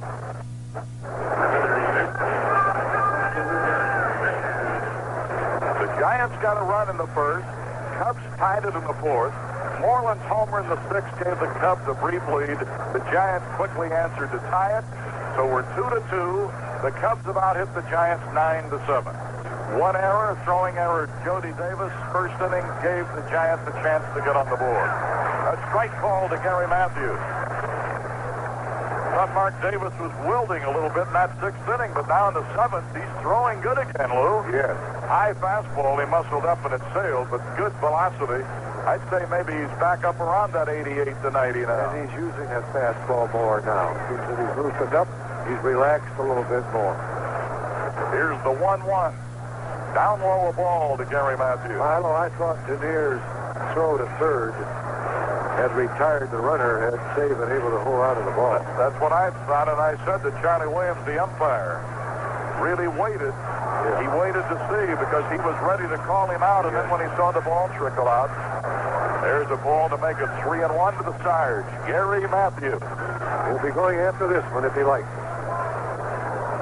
Trying to break us out of a tie. The pitch. Did he go? No, he didn't. He has walked for the second time today. Gary Matthews on. That is the fourth walk given up by young Mark Davis. 23-year-old lefty as Youngblood comes in to chat with him. Here is Ron Say, walked intentionally in the first, popped up to Oliver in the third, popped up to Manny Trio in the fifth. So the Penguin looking for his first hit today, and that's going to put their bullpen to work again, and it will be the left-hander Gary Lavelle, who threw briefly when the Giants were batting in the bottom of the sixth. And Milo, fourth place hitter or not, when a man is not swinging as Say has been doing against Davis, a hit and run is possible. Stretch pitch, swinging, and he pops it up again. This time out behind second, Manny Trio calls, Manny Trio there. And it's 2 away. Third time in a row that he's popped up. Yeah, Say didn't give Fry a chance. Unless he would put it on the first. He's going to go for Say the first pitch and then perhaps put on the hit and run. Make him keep his eye on the ball, which he is not doing today.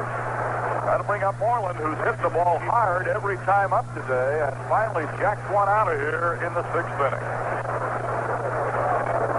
We'll be getting in a break for you just as soon as we have time. Do you have anything later on the Dodgers and Cardinals? Looks like the Cardinals are doing a number on Valenzuela. They knocked him out of the box, scoring 5 in the fourth inning. There's a strike call to Moreland. And my score sheet has St. Louis 7, Los Angeles 3. Los Angeles was batting in the fifth inning, and according to the scoreboard, they have scored 1 run and are still batting. All right, 7-4. And a strike call to Moreland. Got it over the outside corner. Gary Matthews at first base, 2 away. Moreland batting, throw over to first, not close. Matthews is only a step away. Cubs are batting in the seventh, opening game 1984 on the road. We open at home on Friday the 13th. Open with the New York Mets. No balls, 2 strikes. Line drive hit into left center. Davis will come over to keep it from going through the gap. And with the play in front of him, Matthews took a turn. Chili Davis bobbled the ball ever so briefly, but then when he regrouped, Matthews stayed right where he was. So you've got runners at first and second with 2 away, and Jody Davis, the batter. And we've had at least 1 hit in every inning for 7 innings. Let's see if we can add to it right here by Jody. Total of 10 hits. Let's get that break in here. Milo Hamilton and Lou Boudreau with Cubs Radio on the road on the WGN Chicago Cubs Baseball Network. Wake up with the Wally Phillips Show each weekday morning at 5:30 right here on WGN Radio, Chicago.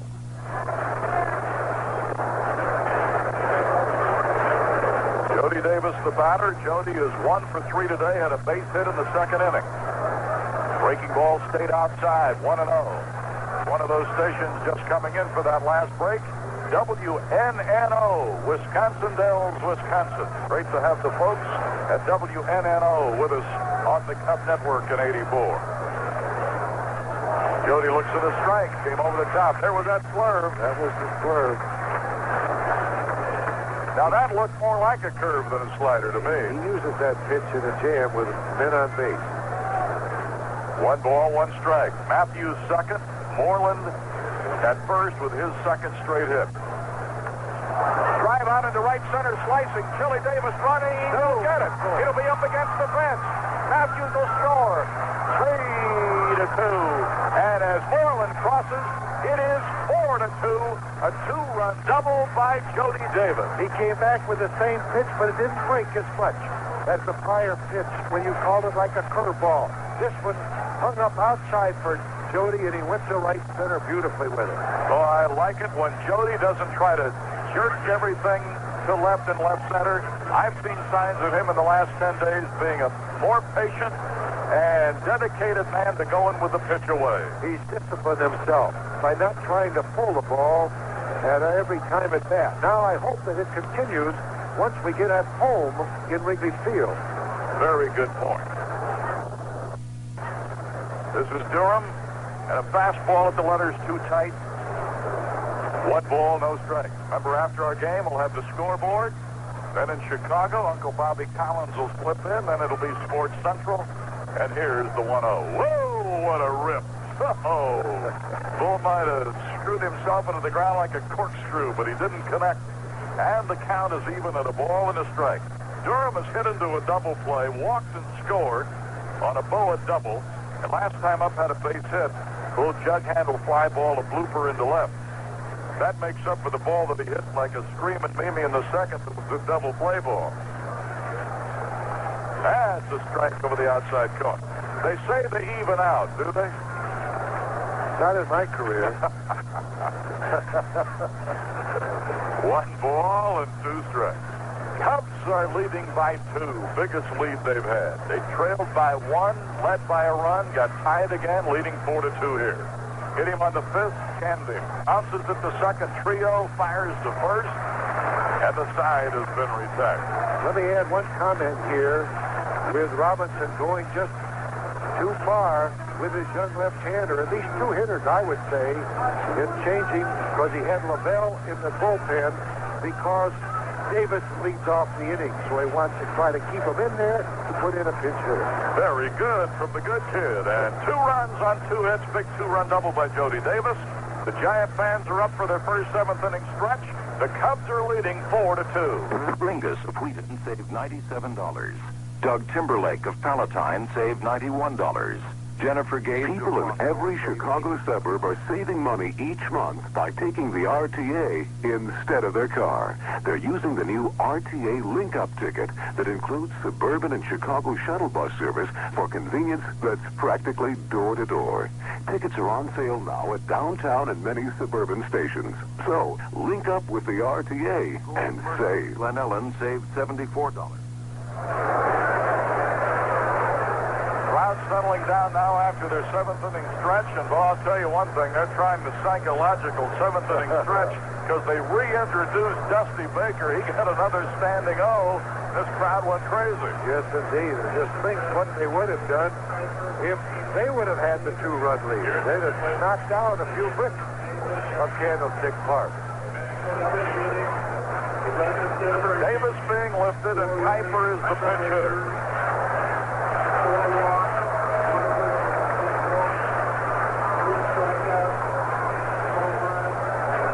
Kuiper will be batting for Davis. Wayne Kuiper from Racine, Wisconsin. Played with Cleveland for a number of years. It's his 3rd year as a Giant. Batting left-handed against Ruthven. Low inside, ball 1. Now, Fry has to watch Ruthven very closely. He's had great stuff up to here. He's got into trouble in the 6th. He has a 2-run lead to work on. 4-2 Cubs. 1-0 pitch. A strike, a good fastball, and it's 1-1.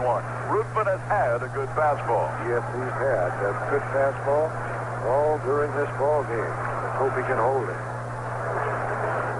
Ruthven reads the sign from Jody Davis, his battery mate who got him in front again with a 2-run double.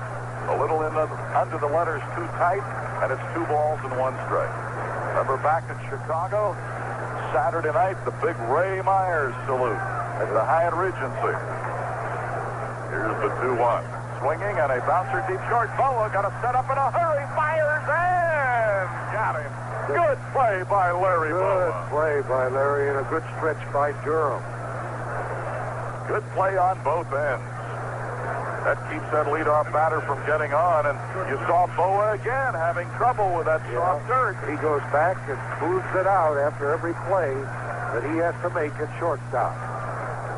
LeMaster the batter, and speaking of that Ray Myers salute, Ray will be throwing out the opening pitch, opening day at Wrigley Field on the 13th. Well, I think Marge ought to help him a little bit on that. Oh, she'll be there. There's a strike to LeMaster, who is 1 for 3 and scored a run. And Mary High from Ed Monetta's office at DePaul tells us that tickets are still available for the dinner. You can call Herb Newman and his gang at 321-7643. Swing and a miss. Boy, has Ruth been quick in this inning. Yes, indeed. Those 2 runs look beautiful up there for everybody that's rooting for the Cubs. Cubs have out hit the Giants 11-7, leading the score 4-2.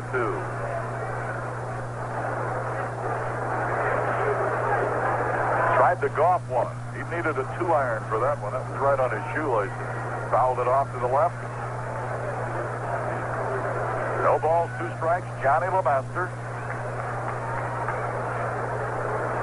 They have 7 hits, but nobody has more than 1. Moreland has 2, Davis 2, and Boa 3 for the Cubs. Strike called. Dropped down on him a little with a good breaking pitch. Gave him a different look. Yes, indeed. Give him a sidearm curveball. And LeMaster wasn't expecting it. This is what happens when a hitter gets set up and looks in a certain area for the release of that baseball.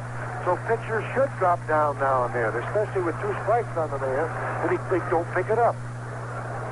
6 strikeouts for Rufus. Here is Manny Trio, drove in a run with a right field single in the first. In the third, hit a hard shot back to the mound that Ruthven knocked down and threw him out, then struck out swinging last time up. Swing and a miss here.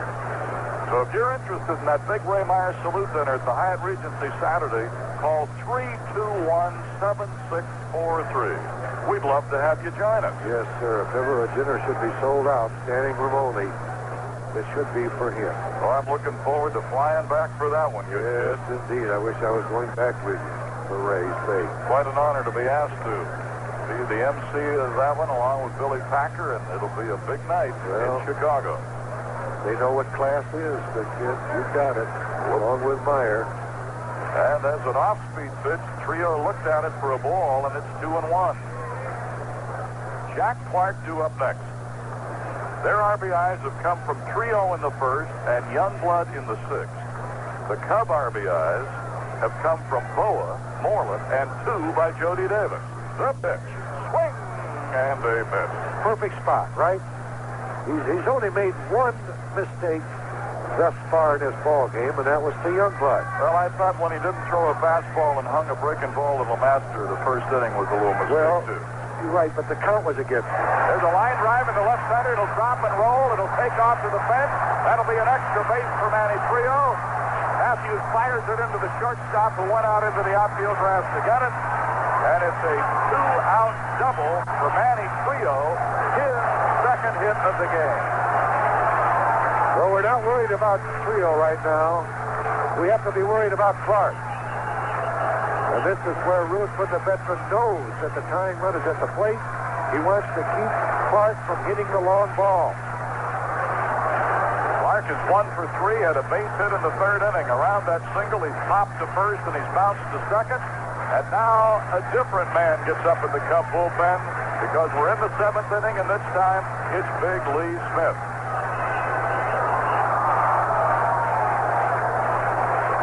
Jack Clark, the batter, Trio at second, 2 away. Tying run at the plate. Good fastball he just read. He really found something extra bringing there. This is right. He gave everything he had on that pitch, and he has to on every pitch right here. This is the ball game. No balls, 1 strike, pitch on the way. Swing and a miss, and the bottom dropped out. 0-2. Clark was trying to tie this game. I see Bill Buckner now going down toward the bullpen. Might be a defensive move coming up. And this is where it comes into what Jimmy Fry talked about to us over the weekend, and we talked about on the roundtable. Good kid, keeping everybody happy. Swinging, fly ball, no carry, left field. Gary Matthews there. The inning is over. He really pitched Clark beautifully that time out. That shows what the veteran knows what to do in a given situation. No runs, one hit. Trio who doubled was left. We played 7 innings, and so far, so good in the opener on the road. The Cubs lead the Giants 4-2. It's the water and the brewing. Wouldn't change a thing we're doing. 'Cause when we brew it, we do it with style.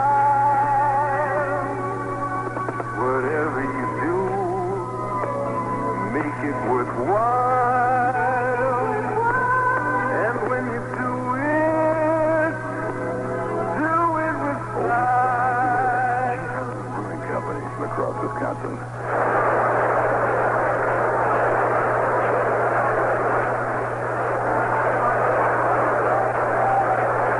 The new pitcher came out, Gary Lavelle, and he asked Harry Wendelstadt to have the ground crew come out.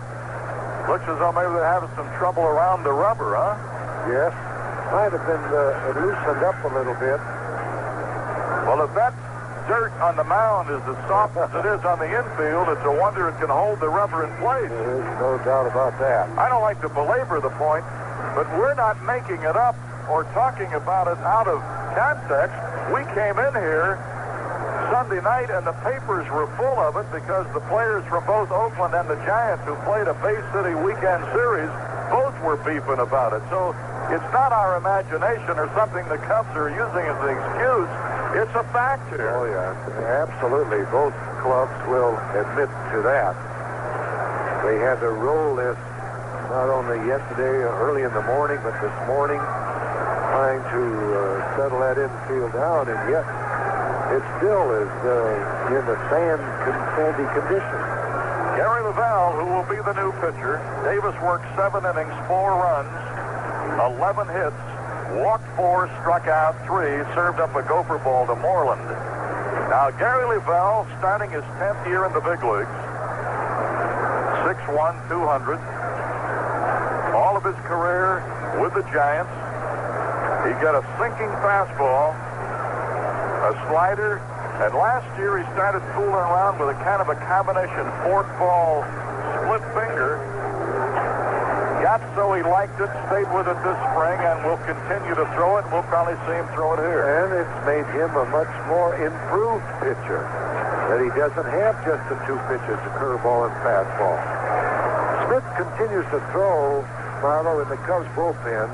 So Fry wants him to be ready on quick notice if something happens in the bottom of the 8th inning. And it's also, since we can't see into our dugout, he may have already made up his mind because Ruthven is due up Absolutely. second in the inning, and we might get a tip on that when the on-deck hitter finally does come out, and he has not come out yet. I think you're absolutely correct, because this is the farthest Ruthven has gone, even in spring training.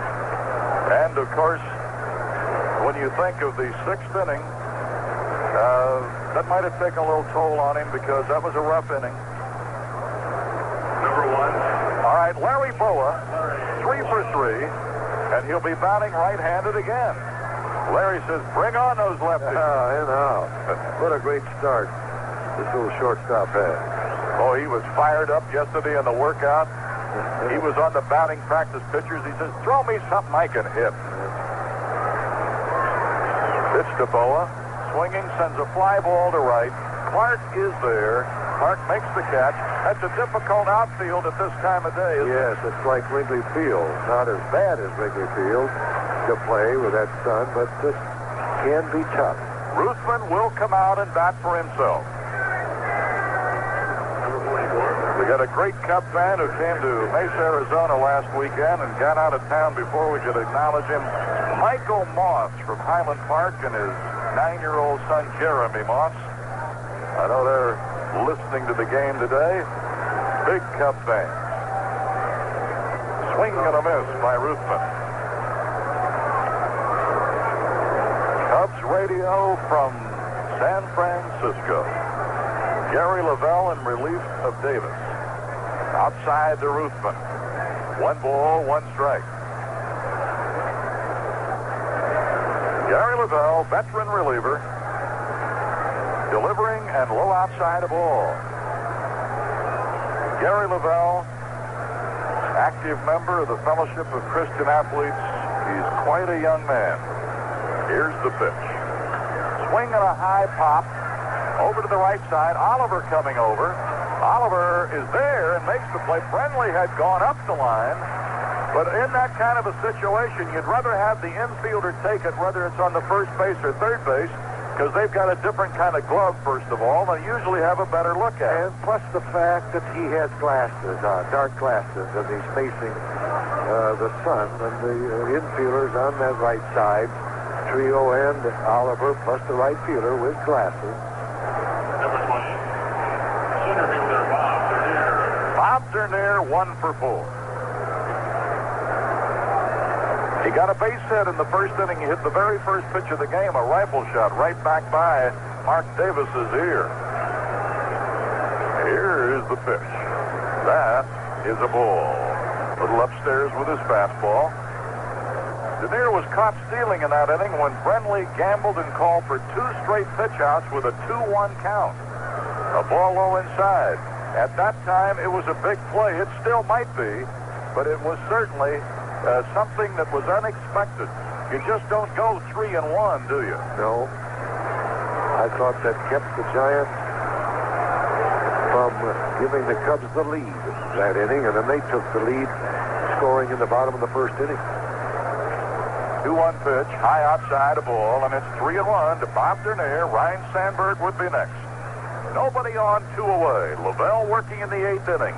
The Cubs are in front 4-2.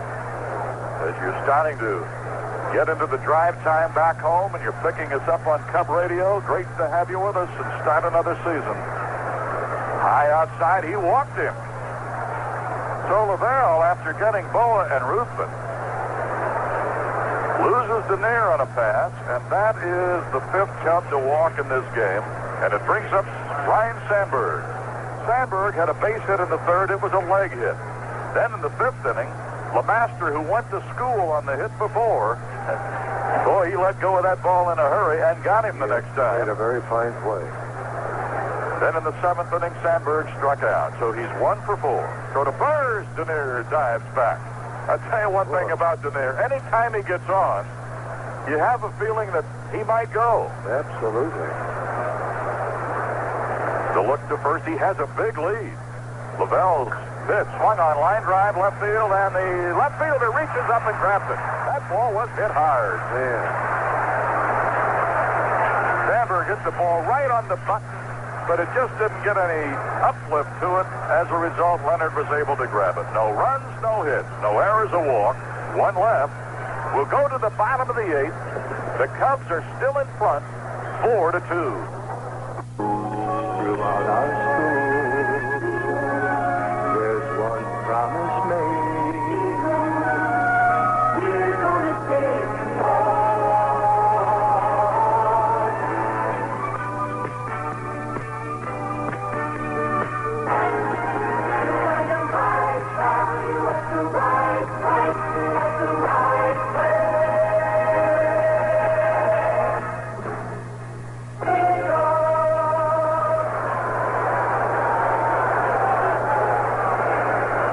to the bottom of the 8th, and good kids, fill me in on this now. I've got a feeling that since Smith continued to throw through the inning, that probably Jim Fry, Billy Connors, and Ruthven had talked it over, said, all right, you're going to go back out there. You got the 2-run lead, but if there's any trouble, we're probably going to come right out and get you. Well, if you will count, if a man gets on base, trouble, that'll be it, because that brings the tying run to the plate.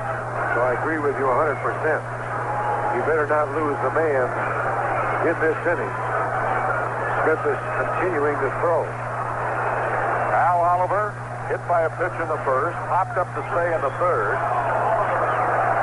Has had a double with 1 out in the 6th, and later scored on a Youngblood single. At that time, it tied the game at 2.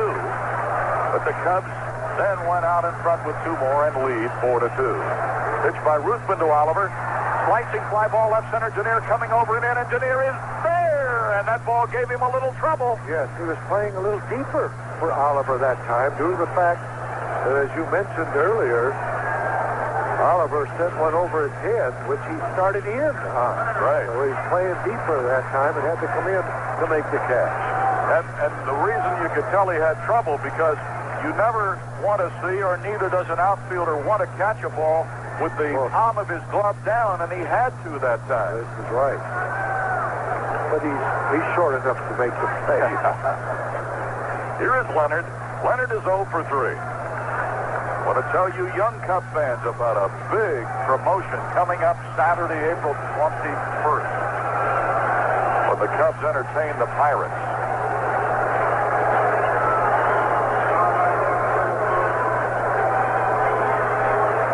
And a strike call to Leonard. Cubs are leading 4-2. Giants are batting in the 8th inning. Ruthven has pitched all the way against Davis and Lavelle.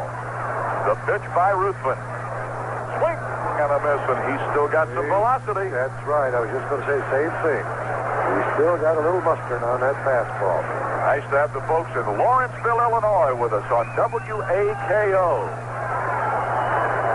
WAKO in Lawrenceville, joining us for opening day. Here's the 1-2 pitch.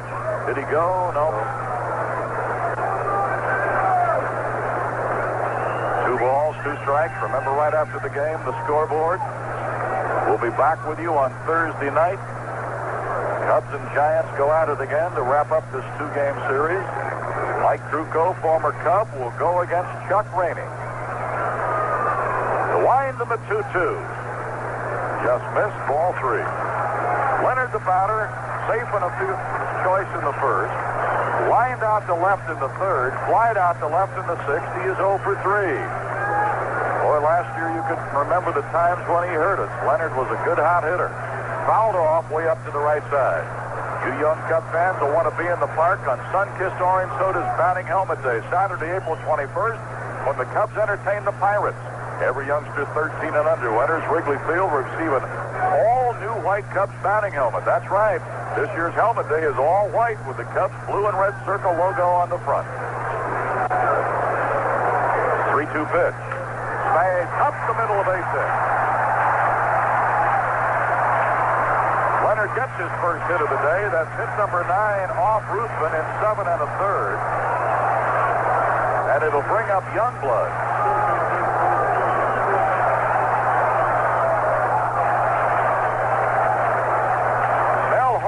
Loosening in the bullpen. So is Gary Woods. And Cotto.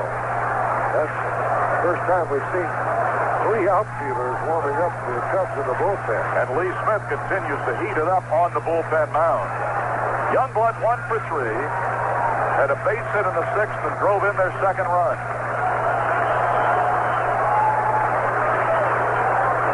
Youngblood waiting, stretched by Ruthven, checking Leonard at first, pitch on the way, and a little inside low of all. The Giants also have their bullpen working, and you can bet since Lavelle has been in the game that it'll be Minton in that bullpen now. Yes, you're right. Now Jimmy Fry is coming out. And as he heads toward the mound, we'll remind those youngsters again that those batting helmets are one of a kind, and you won't want to be without your sun-kissed Orange Soda Cubs batting helmets. So make your plans now to be at Wrigley Field for Batting Helmet Day, and be sure to purchase your tickets in advance. That'll be Saturday, April 21st. Jimmy Fry has reached the mound. He's telling Ruthven, you gave me everything you had. You pitched a heck of a game. And Ruthven did just that.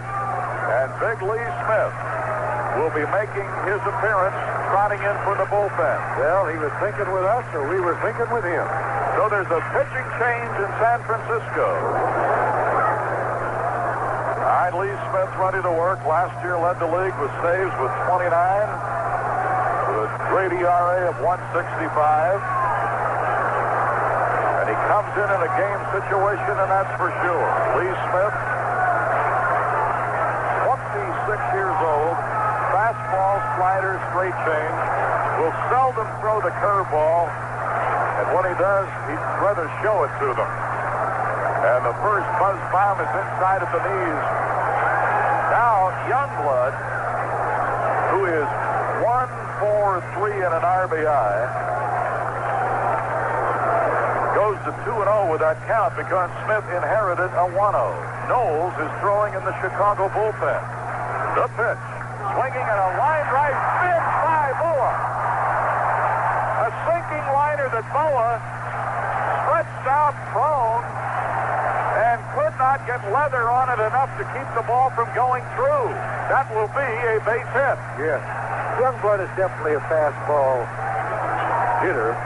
And Smith is a fastball pitcher, so consequently it's one throwing his best pitch against a hitter who is timing that fastball quite well, Youngblood. All right, it's the Cubs 4 runs, 11 hits. The Giants 2 runs, 10 hits, but the tying runs are on board, and there's only one out. And the batter, Billy Davis. Davis batting with 2 on and 1 out, 8th inning. Smith stretches, looks back, big right-hander fires, bullseye over the outside corner under the letters, and it's strike 1. Davis was called out on strikes in the second, called out again on strikes in the fourth, got a base hit in the sixth.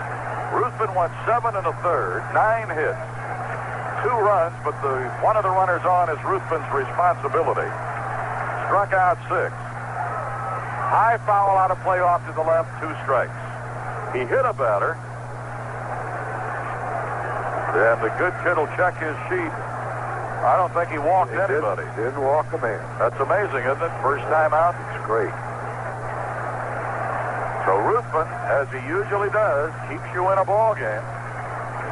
Pitched into the 8th inning. Now it's up to the bullpen. And Stoddard has replaced Knowles in the bullpen. Smith stretching, looking back, looks again to second, brings it to the hitter, high outside with his fastball 1 and 2. Chili Davis has 1 of their 10 hits. Youngblood has 2. Trio has 2.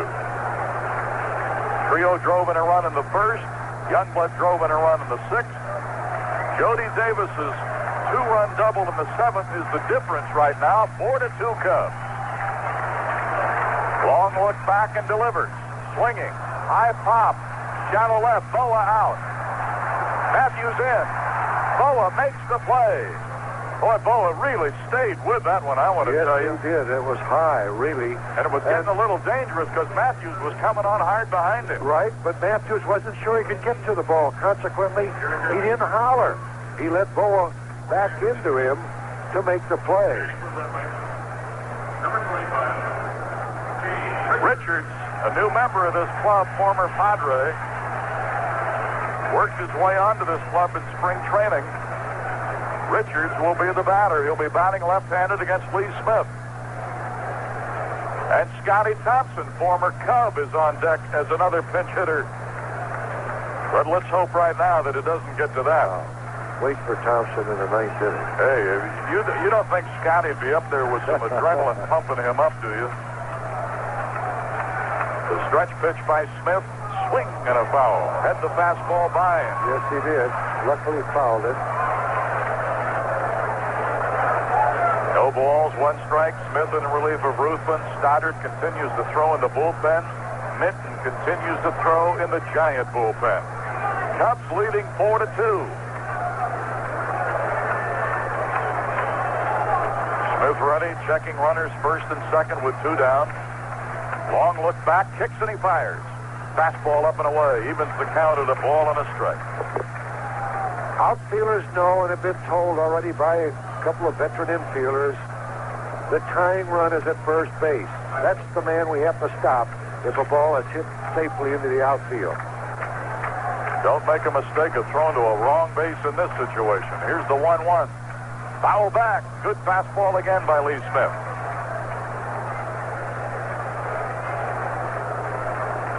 A situation where outfielders must play deep also, Milo.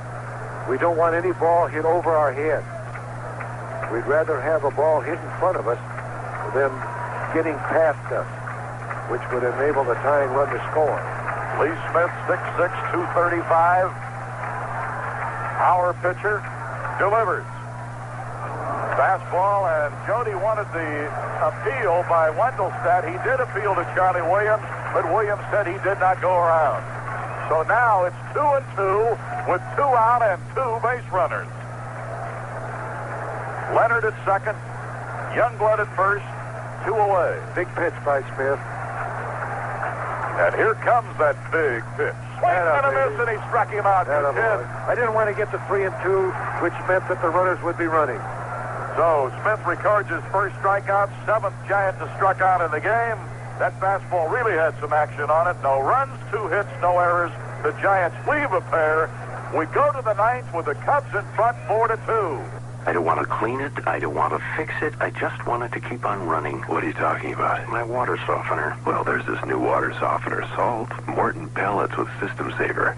Helps clean your softener automatically every time you recharge. Sort of stops trouble before it starts. That's it. So maybe I won't have to clean it or fix it or replace it for a long time. That's right. That's good. New Morton pellets with System Saver formula. As soon as you start adding System Saver pellets to your water softener, you could start adding to your softener's life.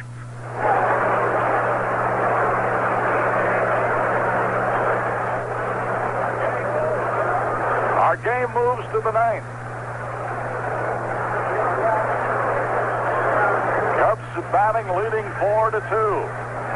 And Gary Lavelle, who came on in the 8th inning, continues to work in the 9th. And the new catcher for San Francisco, Steve Nicosia, came up in the Pirate organization. In fact, in the '79 World Series, as a rookie catcher, Chuck Tanner had the confidence in to start him in 4 of the 7 games.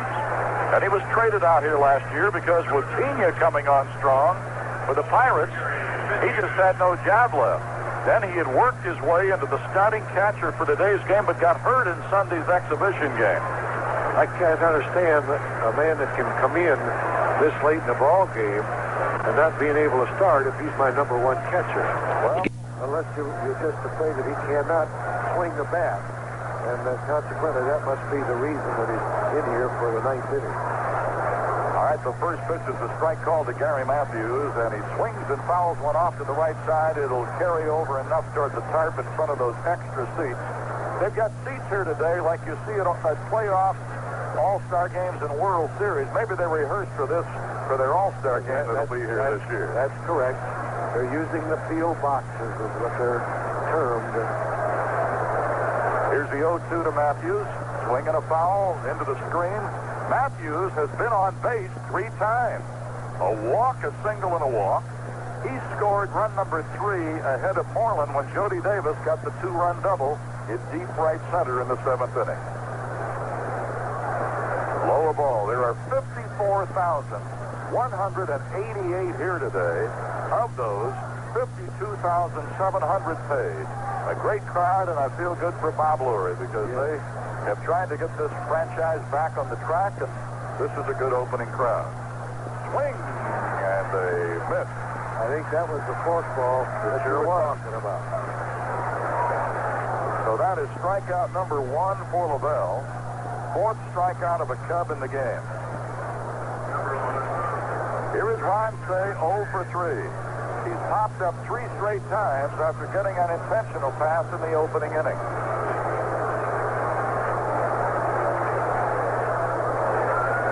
Randy Lurch, a new member of their pitching staff, is throwing in the Giant bullpen.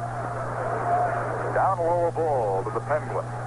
The Cubs about hit the Giants 11-10, lead in the score 4-2. 2 errors in the game. They both belong to the Cubs. One led to a run. The other did. There's a high drive. Left field. Going back. Going, and gone.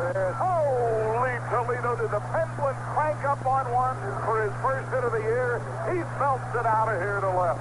Yes, indeed. Now he can tip his hat to those Foo Birds. And there's a lot of them here. Remembering what they did to them, the Giants, when he was with the Dodgers. He got a hold of it. Second Cub home run of the day. Moreland led off the sixth with one, and Say gets one here, and it's a 3-run lead for the Cubs. This is Moreland, takes a high fastball. St. Louis way out in front of the Dodgers. Kansas City beats the Yankees. Several games tonight. We'll talk about them when Lou and I get together with you on the scoreboard. There's a high foul way down the right side back into the seat. So it's 1 ball and 1 strike to Moreland. Jody Davis due up next, and it'll be Durham.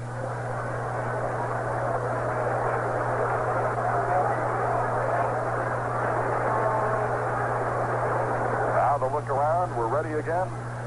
Pitch on the way. Swinging and fouling it down the right side.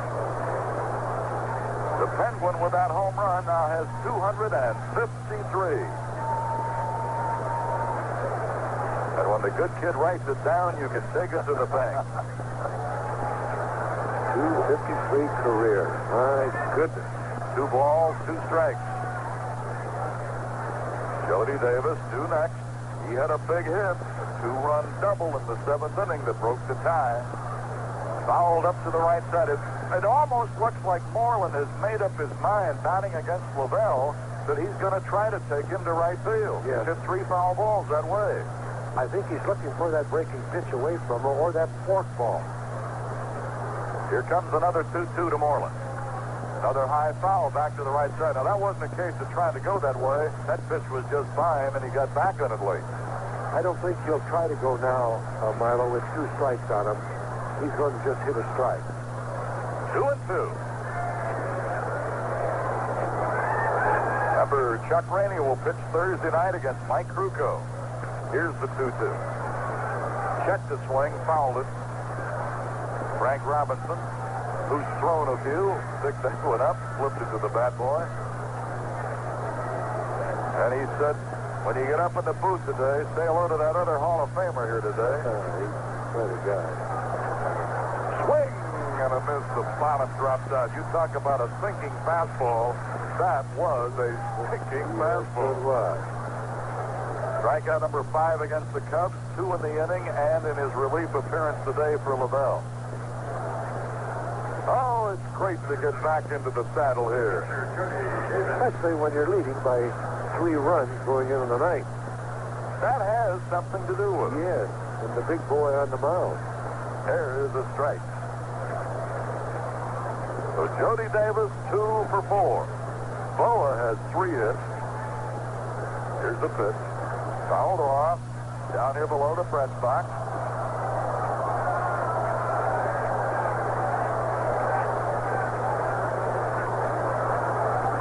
Scribes on hand. Dave Van Dyke, the beat man, Ray Stans, out to do some columns. The Sun-Times, the Tribune, of course, with Fred Mitchell, who covers the Cubs on a daily basis. And award-winning columnist Bob Verdi is here.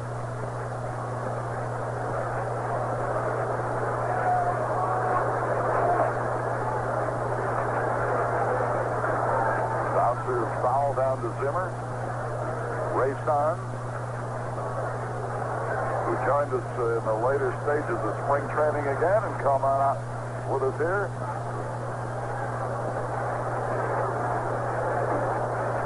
Here is the 0-2 pitch.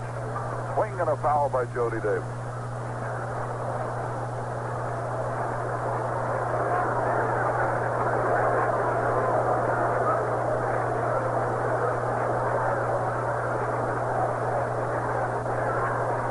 Lavelle shakes off a sign.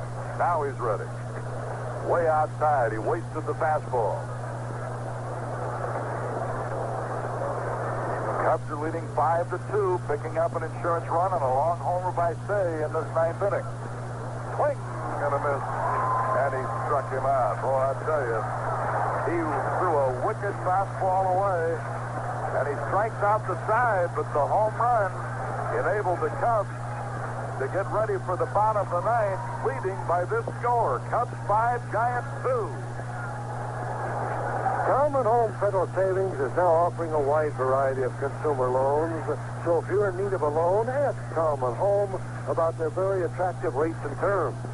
Talman's consumer loan rates are structured lower than most of the competition because they charge simple rather than add-on interest, which is commonly charged by many lenders. But at Talman, the more a borrower pays off, the lower the amount of interest charged. Also at Talman, there are no penalties for early repayment. So if you need an auto loan for a new or used vehicle, personal loan for any purpose, a home improvement or student loan, you can find one at Talman where they're committed to serving all your financial needs. Talman Home is an equal opportunity lender. A Talman financial counselor will be happy to help you obtain the loan that's right for you. Stop at any Talman Home Financial Center. We've got a change in right field. It'll be Mel Hall. Little defensive maneuver here by Jimmy Fry. Also, keeping Hall in the ball game might have a little attitude problem corrected. Now Pittman will be the pinch hitter for Lavelle. Utility infielder. He showed us in some spring games that he can play about any place you put him. That's right. Joe Pittman will bat for Lavelle. Then Johnny LeMaster, he's already on deck. Then it'll be Manny Trio. Lee Smith trying to go after that first hitter here. As the Cubs lead 5-2, they've out-hit the Giants 12-10. First pitch on the way, bullseye right down the middle for a called strike. Also with us covering from Herald City, the Arlington Herald, Mark Ruda. I don't know how I forgot him a minute ago because we must have talked for an hour at the workout yesterday. Mark Ruda on his first trip to the West and enjoying the city by the bay. And with good reason. He has a good appetite. This is a good spot to visit. A ball makes it 2-1. Pittman the pinch hitter, LeMaster on deck, then Manny Trio. Inning number 9. Cubs are in front, 5-2. Smith kicks and fires. Swing and a foul. Heads a fastball by him. Fouled it back past the screen, 2-2.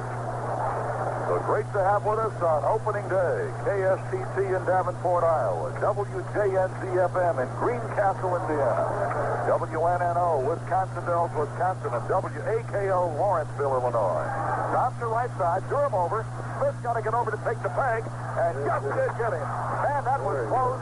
I want to tell you something. Pittman got down that line. Yes, indeed. And let me tell you, Durham had to throw the ball overhand. A tough play for Durham, but he made it very nicely. And even Davis goes out to strike him 5. Ooh, man, oh, man. You know, Durham had to go quite a ways off that line to make that play. I didn't like it. I didn't like to see Durham go that far off the base because Sandberg could have made the play. I think that'll come now with him playing there more, and they'll have to get used to that again. And in fact, he and Sandberg are talking about it right now. This is right. Here is LeMaster, 1 for 4. Started their first inning with a base hit, stole a base, later scored on a trio single. Here's the pitch to him, and it's low a ball. You know, there are still tickets available for the Monday, April 16th Meet the Cubs luncheon. Call 736-0111 for all the details. That'll be Monday the 16th. Fastball backs him out of there, 2-0. All Big Lee has to do now is throw strikes. Make them hit themselves on base. Don't give them a chance. No, that's right. They have to get base hits to get on. Got 8 guys out there to help him. Right. And, of course, with the 5-2 score, with the 3-run lead, Chicago 5-2, LeMaster taken all the way there. Now 2-1 the count. Smith kicks and he brings it. Up high with his fastball, 3-1. Don't walk this guy.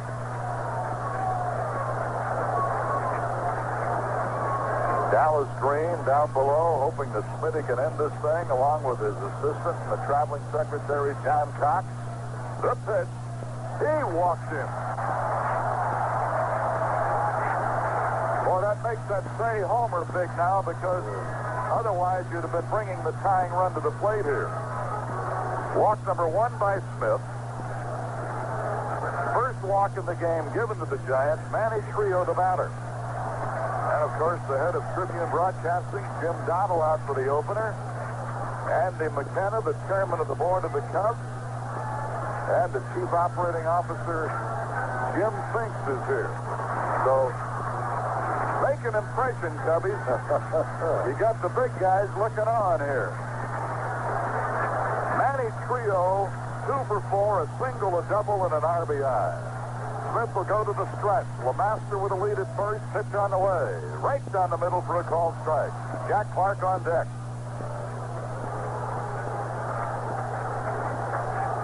We don't want Clark to hit. Let's get Trio to hit into a double play.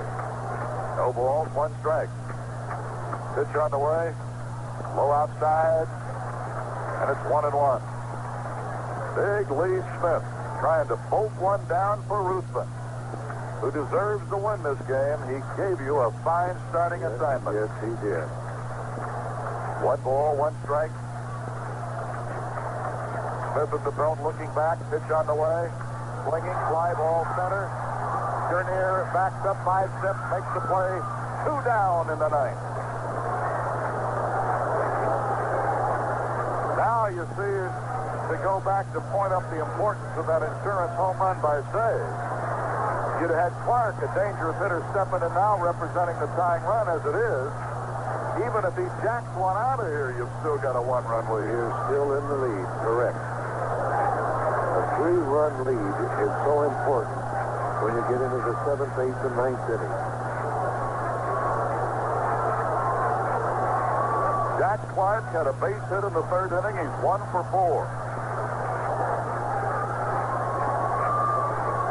The pitch to him is outside a ball. Davis is going out to talk to Lee Smith, just telling him, get the ball over the plate. We don't want Oliver to come up there as the tying run. Remember, after the game, the scoreboard on all of these same Cubs stations. Jack Clark, 1 ball, no strikes.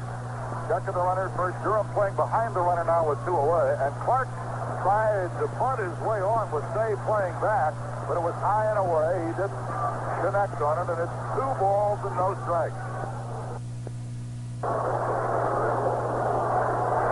Milo Hamilton, Lou Boudreau, Cubs radio from Candlestick.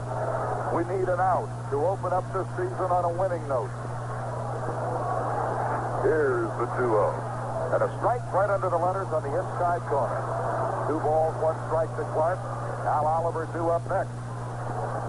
You talked about you didn't want to see Clark hit. Well, you don't want this thing prolong and give Oliver a chance to bat either. Here's the pitch.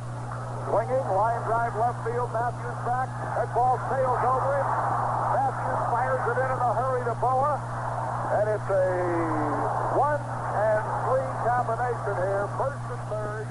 That line drive, talk about how hard it was hit. It was hit. I really thought that when it left the infield, that Matthews had a chance to catch the ball, but it kept on sailing. It tipped on over his head. The ball was hit like a bullet. He had no chance after that ball got over his head. And had he got under that ball, they would have been gone. 11 hits for the Giants. The Cubs have 12. Clark getting his 2nd hit. And now here is Al Oliver, and he represents the tying run. Now the complexion of this inning has changed. Runners first and third, 2 down. Pitch to Oliver. Line drive hit into left center. The run is in. The ball got by Matthews. Clark will come to third. The throw wisely comes into second. You just want Oliver coming down there in the scoring position. That's right. If Matthews will get an error on that play, Got to. allowing Clark to go to third. Oliver with an RBI single. It's a 5-3 game. The tying runs are aboard, and Leonard the batter. Oliver getting the RBI. It's a 5-3 game. And Leonard, 1 for 4, had a base hit the last time up. 5-3 Cubs, but it's getting a little sticky at Candlestick.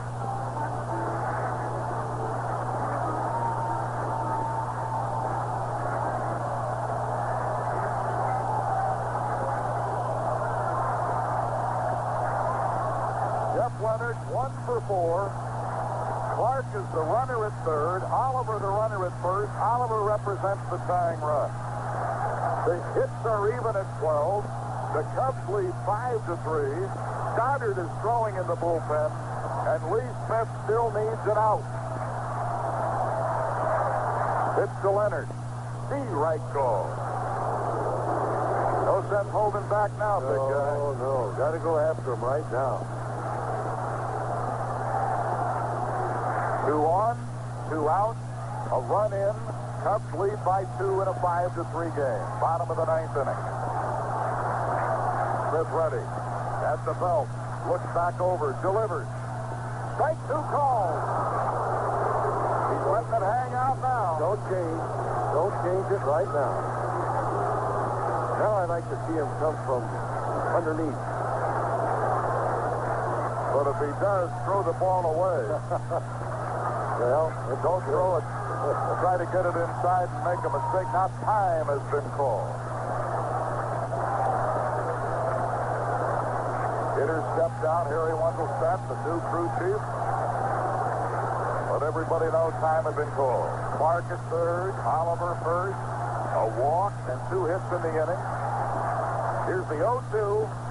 Oh, I thought Wendelstedt was going to call it. So did Jody. So did Smith. Oh, Harry, don't prolong the agony. 1 ball, 2 strikes. I thought he had him. Now let's see if he can come back and get him. 1-2 pitch. Swing and a foul, and he's still alive. Just nailed it right off Jody's shin guard, rolled up to the right side, and it's still 1 ball and 2 strikes. And a crowd of over 54,000, and I'd say 45,000 is still in here. And they are having a reason to stay here because the Giants are threatening in the 9th, trailing 5-3. Good stretch. The pitch. He struck him out. And this ball game is over. Second strikeout for Smitty. 8th Giant to strike out in the game. Oh, brother. Competition. That's your heartbeat. And how? 1 run. 2 hits. No, 1 error. An error on Matthews. A walk. They leave 2. And the final score is the Cubs get off on the right foot to start the 1984 season with Ruthven pitching and the home run bat of Moreland and Say and a big 2-run double by Jody Davis. The Cubs have knocked off the Giants 5-3. Good kid, our ball game here today. We had a good one. In the first inning, they took advantage of LeMaster getting on. He went after a Ruthven hanging breaking ball after he had shown the good fastball. LeMaster reached, stole a base. Jody tried to throw him out and couldn't. The error got him to third. Trio got him home.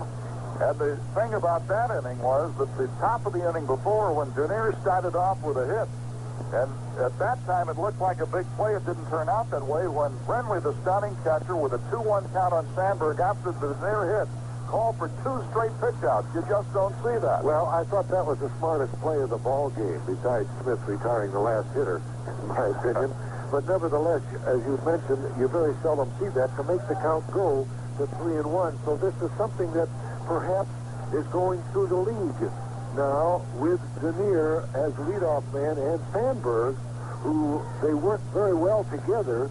They're batting second. So we may have to look for that a little more often.